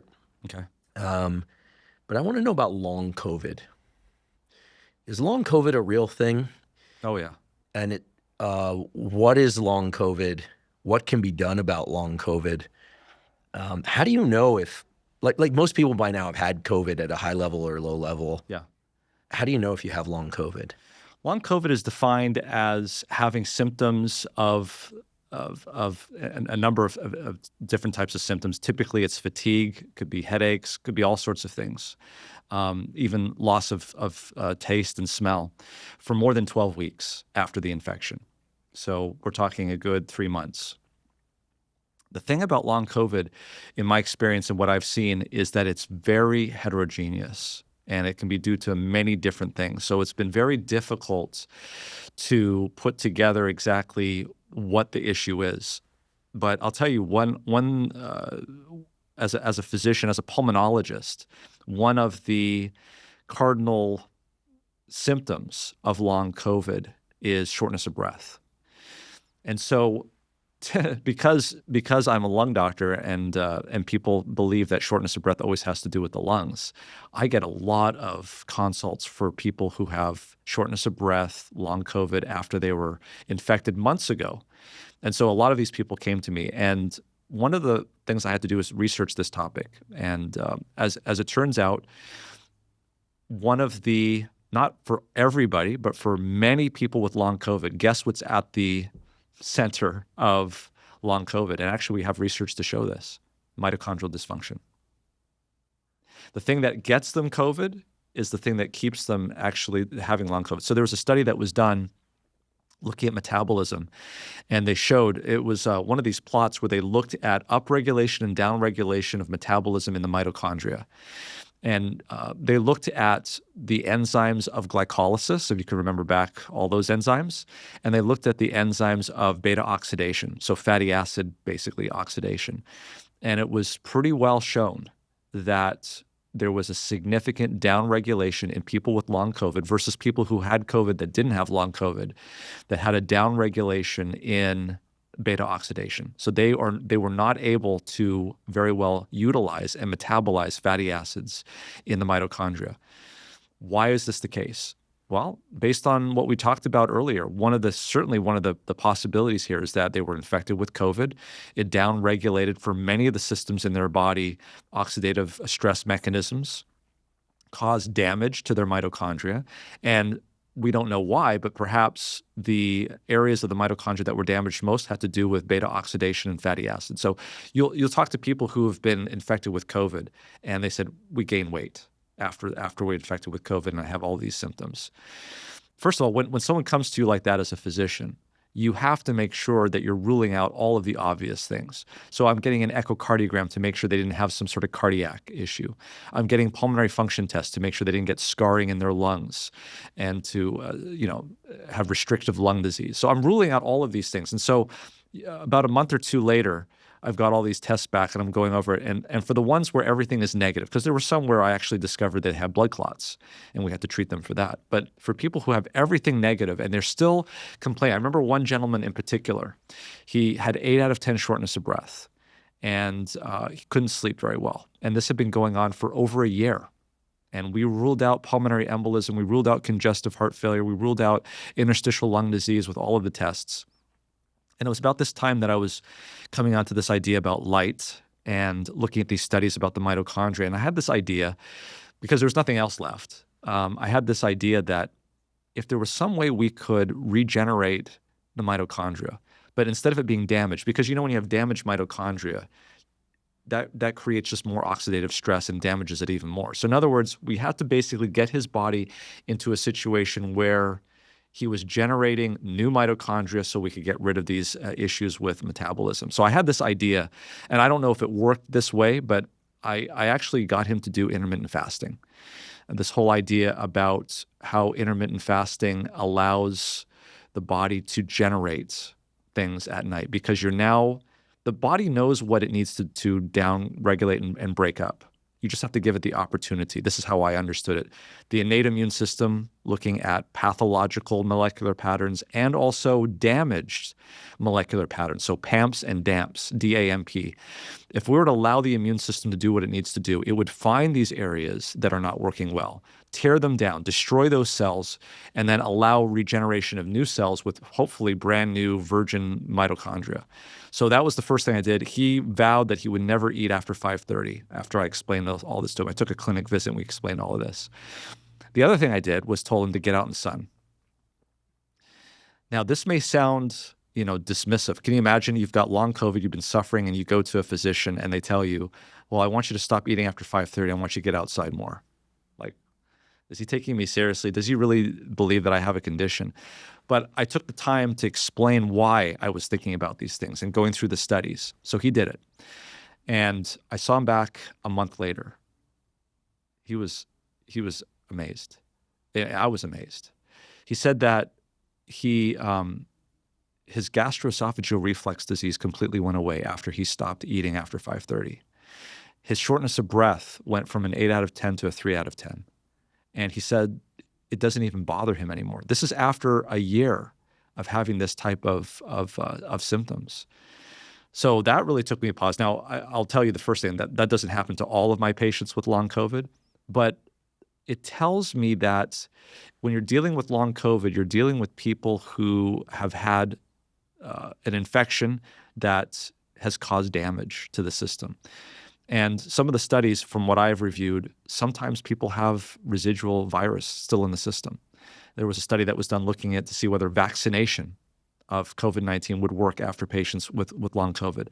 There was some benefit. It wasn't big, but it was some. And it may be that you're just stimulating the immune system again to fight off this remaining virus that's still in the system. But we have data that shows that the type of inflammation that we get with spike protein, it's actually a toll-like receptor 4 type of inflammation. There's a study that looked at this. And they were actually able to show and demonstrate that infrared light, coming back to that again, can actually mitigate the inflammation from toll-like receptor mediated inflammation, which is exactly the inflammation mediated in COVID-19. So short answer to your question, or that's a long answer, but the short answer is yes, I do believe that long COVID is something, and I believe people are suffering with it. It's a very heterogeneous disease, and it's hard to just pin one thing on everything and have it work for everything. That being said, I don't see a lot of downside in instituting some of these things that we think may work. Sunlight is being one of those things. People who are sick with COVID and long COVID tend to be sick and they stay indoors. And so there may be an exacerbation of the process. The last thing they want to do is to get outside, but it may actually be beneficial. Yeah, I would imagine that pretty much everything that you shared with us today would be beneficial. My understanding is that some of the heterogeneity of even just the COVID response in various people who got it, in addition to the heterogeneity in long COVID symptoms, could be due to the fact that the distribution of ACE2 receptors is very widespread in the body. Yeah. SARS-CoV-2 binds to the ACE2 receptor. It's a primary receptor site, as I understand. Yeah. And, I remember early in the pandemic asking on social media, are there ACE2 receptors in the brain and on neurons? And people were like, no, there's no ACE2 receptor. It turns out the olfactory neurons are chock-a-block full of ACE2 receptor, and they are bona fide CNS neurons. Yeah. They're brain neurons. And you lose them. Fortunately, those can replenish over time in an activity-dependent way. But yeah, when I hear that some people, got COVID and it was no big deal, other people got COVID and they felt like they had brain fog for 6 months and are still coping with it, probably has to do with the extent to which the virus was able to bind to ACE2 receptors in one person's brain versus someone else. Maybe their blood-brain barrier, it didn't get in there at all. Right. Yeah. As I recall from the, and this is actually kind of interesting about olfactory, is that the nerve cells that are next to those neurons in the olfactory are the ones that have a lot of ACE2 receptors. And so what happened is these nurse supporting cells that were helping with the, whatever they do to support the neurons were dying off. And that's why they were losing a sense of smell. And so when the nurse cells came back and replenished, people didn't smell exactly the same because it wasn't exactly in the same, didn't come back in the same way.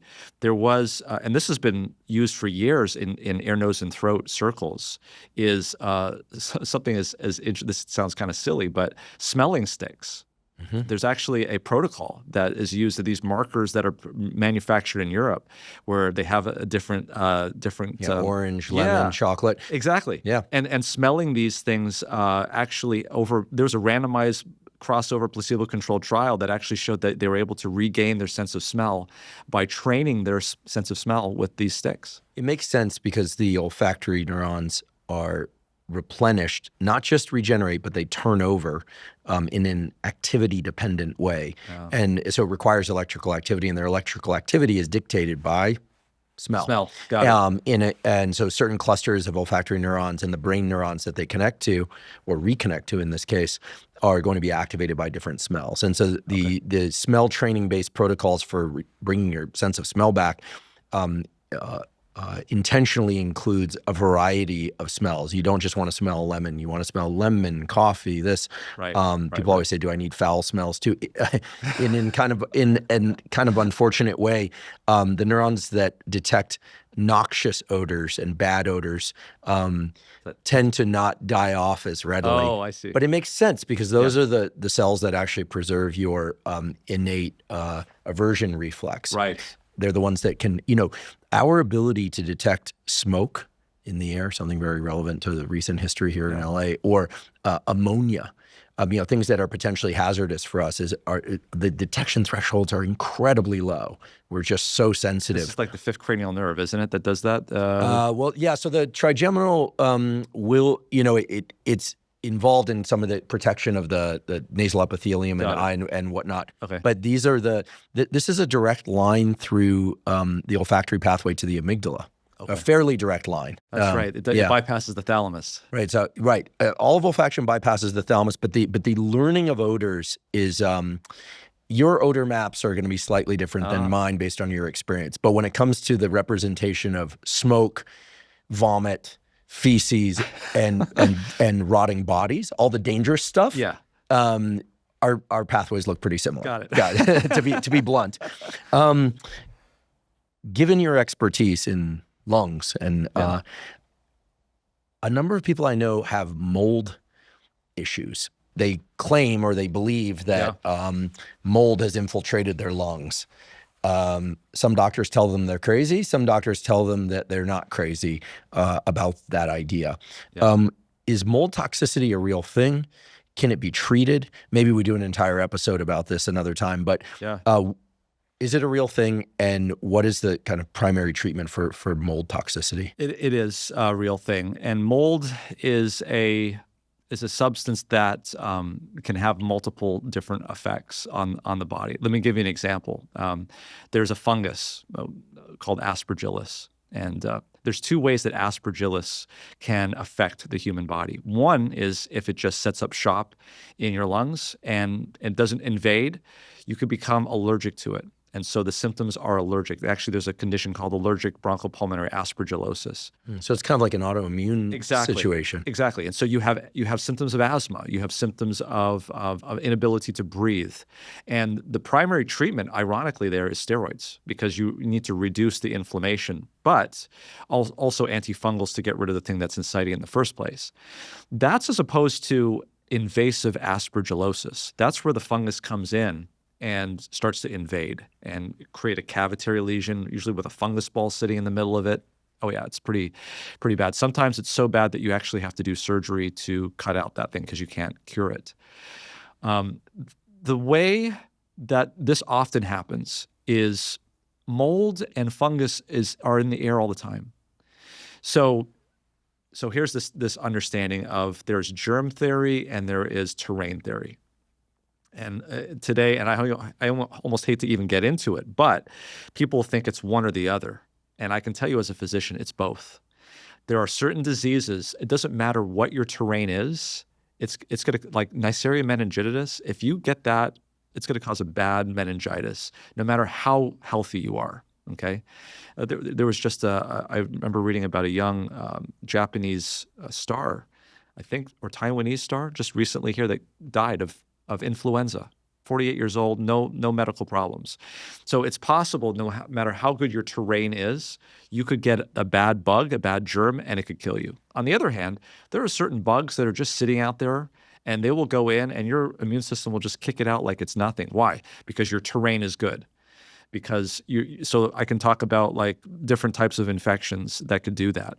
So that's where we are with molds. So typically you're breathing in all sorts of mold and fungus, spores all the time.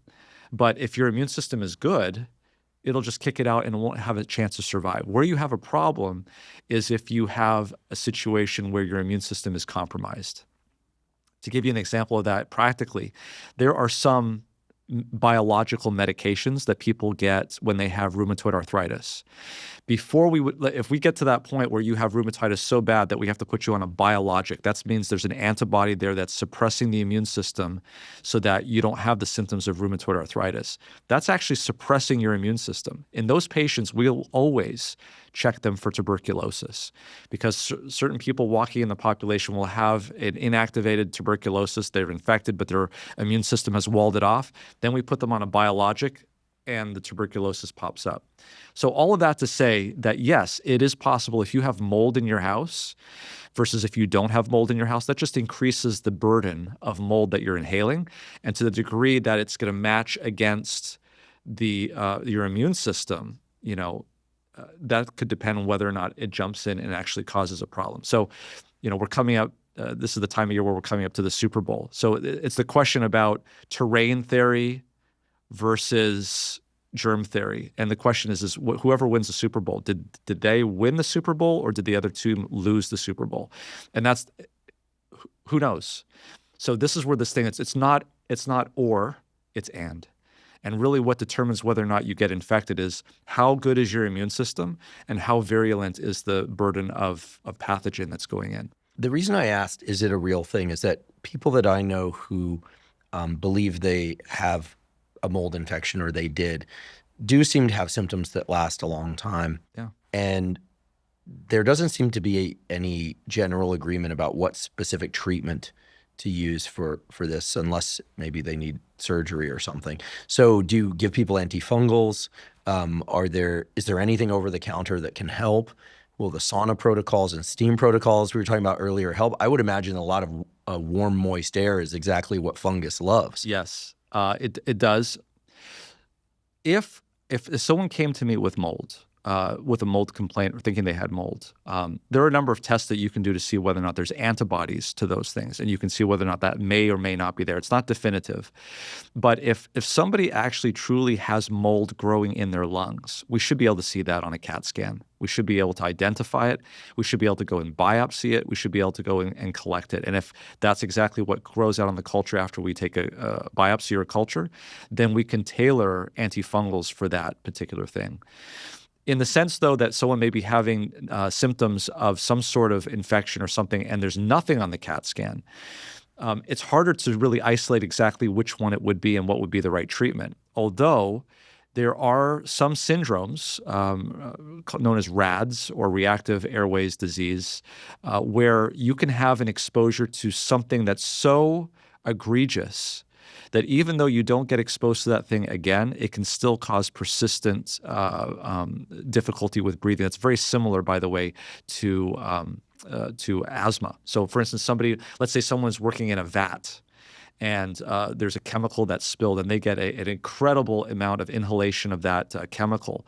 It's well known that these people can go on and have these types of problems, even though their lungs may image correctly and they may never be exposed to that chemical again. Let's talk about the T in NEWSTART, trust. Yeah. You talked about higher power. You talked about community. You talked about connection generally and specifically. I've always been struck by how the belief system can impact our physical health. We recently had Dr. Ellen Langer on the podcast from Harvard, who's done incredible studies really about how beliefs can shape our physical health in any number of different ways.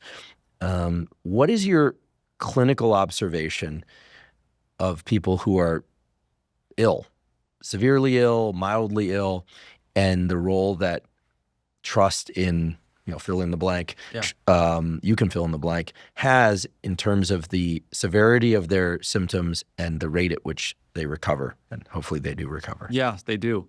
Some of the times, sometimes they don't. We can't help that, but you do the best that we can. No, it does help quite a bit. So people who have a network, people that have faith, people that have community, have that strength that allows them to get through those very difficult times. There's been a number of studies that have looked at this. You think that this area is kind of nebulous and hard to study. No, there's actually some pretty good data on this. And I think back to a number of studies that have been done and where they looked at thankfulness and the mind-body connection. People who are more thankful have less somatic complaints, for instance, than those that are not. So they actually did an experiment where they had people write out letters. They thought about some mentors in their past, and they wrote out letters to thank them. And it was interesting because not all of the people that wrote the letters were able to actually deliver those letters to those recipients, but it didn't matter. What they found in the study was just simply the thought of writing out those letters actually had a change in the endpoints in those studies. There was another study that was done that was very telling to me. It was a survey that was done of 1,500 people. It was published out of Texas. In this particular case, they wanted to limit the population of the recipients. So these were just Christians in this case, just because of the heterogeneity. They wanted to see if they can get an endpoint. And what they did was they asked people in this survey, how do you forgive? Forgiveness has to do a little bit about faith and trust as well. And there was basically two major types of forgiveness. There was forgiveness that was conditional, and there was forgiveness that was unconditional. And what I mean by that is that, people that would forgive conditionally would be if someone did something to somebody, they might forgive them if they came back and apologized or they showed some sort of remorse. Those are the people that forgave conditionally. The other people who forgave unconditionally were the ones that would just forgive regardless of what that other person would do. They would just forgive them and it would be off their mind and they would just go on their way. What they found was really interesting between those two populations. Now, this was an associative study, but they found that when they looked at anxiety at the end of life, in terms of anxiety, in terms of dying, well-being, somatosensory complaints, all sorts of, a whole list of different things, they found that people who forgave conditionally, the ones that would wait for someone to come back to them, had higher marks in those cases. In other words, they had more anxiety. They had more somato complaints. They were less feeling of well-being. And so they found that was really interesting. Well, they didn't stop there. They wanted to figure out what was going on. And they asked the question, okay, well, what is the biggest determinant that determines whether or not somebody forgives conditionally versus unconditionally? And I think the odds ratio on this statement was like a 2 or 3, which is getting up there. It's almost you could say that the likelihood ratios are high enough to say causation, but not quite. But it was high. And it came down to this statement. And the statement was, do you feel like you have been forgiven by God? If they felt like they were forgiven by God, they were much more likely to forgive unconditionally. If they had ever felt that they were forgiven by God. If they feel like they were forgiven by God, yes, for whatever it was that they had done. So this was really interesting to me because oftentimes I will have patients in my intensive care unit who are very anxious. They know that, anybody who gets admitted to the hospital starts to think about the mortality. Just imagine if you get admitted to the intensive care unit. A lot of my patients are not able to communicate. They're mentally out. But there are a few that can. And those, you can tell, become very anxious. So this is an area that I have to sort of delicately ask about because you don't know people's faith structure. You don't know who they are. I'm a graduate of Loma Linda University, and our motto, and it's a Christian institution, is to make man whole. And part of that is not just the physical, not just the mental, but also the spiritual aspect of that. So we make no excuses about that. But it's important to also understand that not everybody wants to have a spiritual component to their care. So you have to approach it in a way that you're almost do you give me permission to do this? And you have to watch for things. It's not an easy thing to do, but you want to help if someone wants to be helped. So oftentimes I will talk to them about this very issue, and I will say, is there something on your mind that you need to get off your chest? You would be surprised about how many times people have this issue. It's because they've done something to somebody in their past, and they don't feel like they're forgiven. And if you have the opportunity to do that, to actually give them that ability in their belief structure, to tell them that they are forgiven, there's a world of difference, and it's quite amazing. It's interesting to me that in all hospitals, not just hospitals with an affiliation to a particular branch of religion, you have chaplains. Yeah. You have different people associated often with different religions that people can call upon, which I find amazing, right? In this quote unquote modern time, of modern medicine. Right. As far as I know, every major hospital has this. Yeah. Doesn't matter how cutting edge or how small a community hospital, which by the way, many community hospitals are excellent. I should point that out. The words community hospital juxtaposed to, cutting edge research institution. There's actually a debate as to like which one you would prefer to go to, right, depending on your needs. But sure, they all have, generally, as far as I know, have access to people with whom patients and family of patients and friends of patients can pray. And that's not a coincidence. I think that there's a deep understanding of some sort of relationship there. And certainly there's good science to support everything you just said. Yeah. And your clinical experience, in my mind, goes along with that. Science, as you said, is very reductionist, right? But people in two groups, one prays, one doesn't. That's the way science is done. Of course. But ultimately, the real world clinical implications are what really resonates. So thank you. Absolutely. Thank you for that. I have one final question, and it might get you in trouble. Okay. But I'm going to ask anyway. Let's say I or someone that I care about is admitted to the hospital. What are the things to do or ask that we're not told that can facilitate better care, that are within bounds? Now, I will go on record, since these days I'm in the habit of just kind of saying it all. I'm aware that families of donors to hospitals get special care. I will just tell you, you go to a hospital, there's a code language. I happen to know it for several hospitals. There's a code language of this is a quote unquote special patient. This will anger some listeners, but it's true. This is the way the world works. Not only some listeners, but some physicians. Some physicians too, right? So that there's a code language that differs by hospital, and I know it for several hospitals. And I don't want to get into that. It's one of the more complicated aspects of medicine and hospitals is businesses and things like that. Yeah. I'm going to get some angry calls about this. Now, the point of asking this is that most people are not donors to hospitals. They're not going to be flagged as a special patient that gets the room with the window that gets sunlight in the morning, that gets the room alone without somebody next to them who's coughing all night, and on and on. So are there specific things that people should mention or ask for in order to get the best possible care when admitted to a hospital? Sorry, I got to put you on the spot. No, this is excellent. This is an excellent question. Some of the things you can control, some of the things you can't control. Getting a bed is just completely out of your control. If you're in the emergency room, you can ask when you're going to go upstairs. You're going to get a bed when there's going to be a bed. And sometimes I can't even get patients upstairs. So and they're triaging, right? They're triaging. Saying this person's at risk of dying. Yes. This person is miserable. Right. And you're less miserable. You're going to wait. Is that how it works? Okay. Potentially. Yeah. I think in terms of where you are in the hospital and the care that you're going to get, I believe that the number one thing that you can do to make sure that you're getting the appropriate care is to, in as many ways as possible, communicate to the physician, usually not directly, that you are familiar with the disease that the patient is being admitted for, and you're going to ask some tough questions.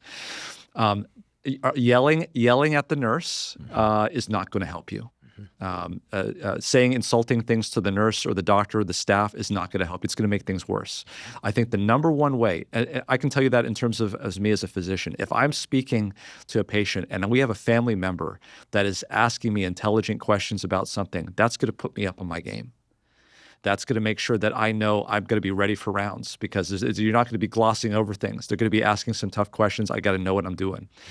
And that's kind of what I've been doing for the last 10 years, 12 years in terms of the teaching that I do. We have a website called megcram.com where we put up, if you get like you go to your doctor and you get a CBC back, right? How do you interpret that CBC? Can you explain CBC to people? So CBC is a complete blood count. And it's the blood test that you get back when you get your blood test. There's a metabolic panel that you get back. How do you know what's going on with those things? What about an EKG? You have these smart watches that can actually measure your heart rate. How can you interpret what's going on there? We've put courses together to educate people. We even have courses on diseases, congestive heart failure. What kind of questions do you need to ask in congestive heart failure? What are the things that you need to watch out for? What are the medicines that are going to put you on? What are the side effects of those medicines? I think and you don't have to be that educated actually, or even know that much, but if you can show that you're asking the right questions to a physician, they're going to ask you, are you in the medical field? You're like, no, I just know about this disease and I have these questions about when are you going to start to do this? When are you going to start to do this? When is this happening? And when's the next? I think that more than anything puts those people who are taking care of you on alert to know that you're intelligent, you're going to be asking some questions, and they're going to need to make sure that they focus on and answering those questions effectively. I think that's the number one thing. I love it. And thank you for stepping right in the line of fire with that one and not trying to dodge it. So it speaks to the kind of person you are. It speaks to the spirit behind your work, which is so clearly in service to helping people. It's such a cliche thing we hear, helping people. I want to help people. But it's very clear that you want to help people. You do this in your social media. You do this through your online teaching. We'll, by the way, provide links to all these sources. And you're doing this in so many ways. And of course, in your clinical practice. And, for all those reasons, and also for coming here today to take time out of your very busy professional and family schedule, and you have your own self-care, right? If you're not healthy, you can't take care of other people's health. Right. I just want to say on behalf of myself and everyone listening and watching, thank you so much. I learned a ton, and I know everyone else listening did as well. It's all actionable in service to basic health and improving health, and in service to avoiding illness. Those are not the same thing necessarily, although they go hand in hand, and to moving through illness should one contract an infection, and, just a treasure trove of knowledge. So thank you so much. I'd love to have you back again. I would love to come back. Thanks. I look forward to seeing you online, but even more so in person. So thank you so much, Dr. Seheult. You're a real gem. Thank you so much. Thank you once again for joining me for today's discussion with Dr. Roger Seheult. To learn more about his work and to find links to him on social media and YouTube, please see the show note captions. If you're learning from and or enjoying this podcast, please subscribe to our YouTube channel. That's a terrific zero-cost way to support us. In addition, please click follow for the podcast on both Spotify and Apple. And on both Spotify and Apple, you can leave us up to a 5-star review. If you have questions for me or comments about the podcast or guests or topics you'd like me to consider for the Huberman Lab podcast, please put those in the comments section on YouTube. I do read all the comments. Please also check out the sponsors mentioned at the beginning and throughout today's episode. That's the best way to support this podcast. For those of you that haven't heard, I have a new book coming out. It's my very first book.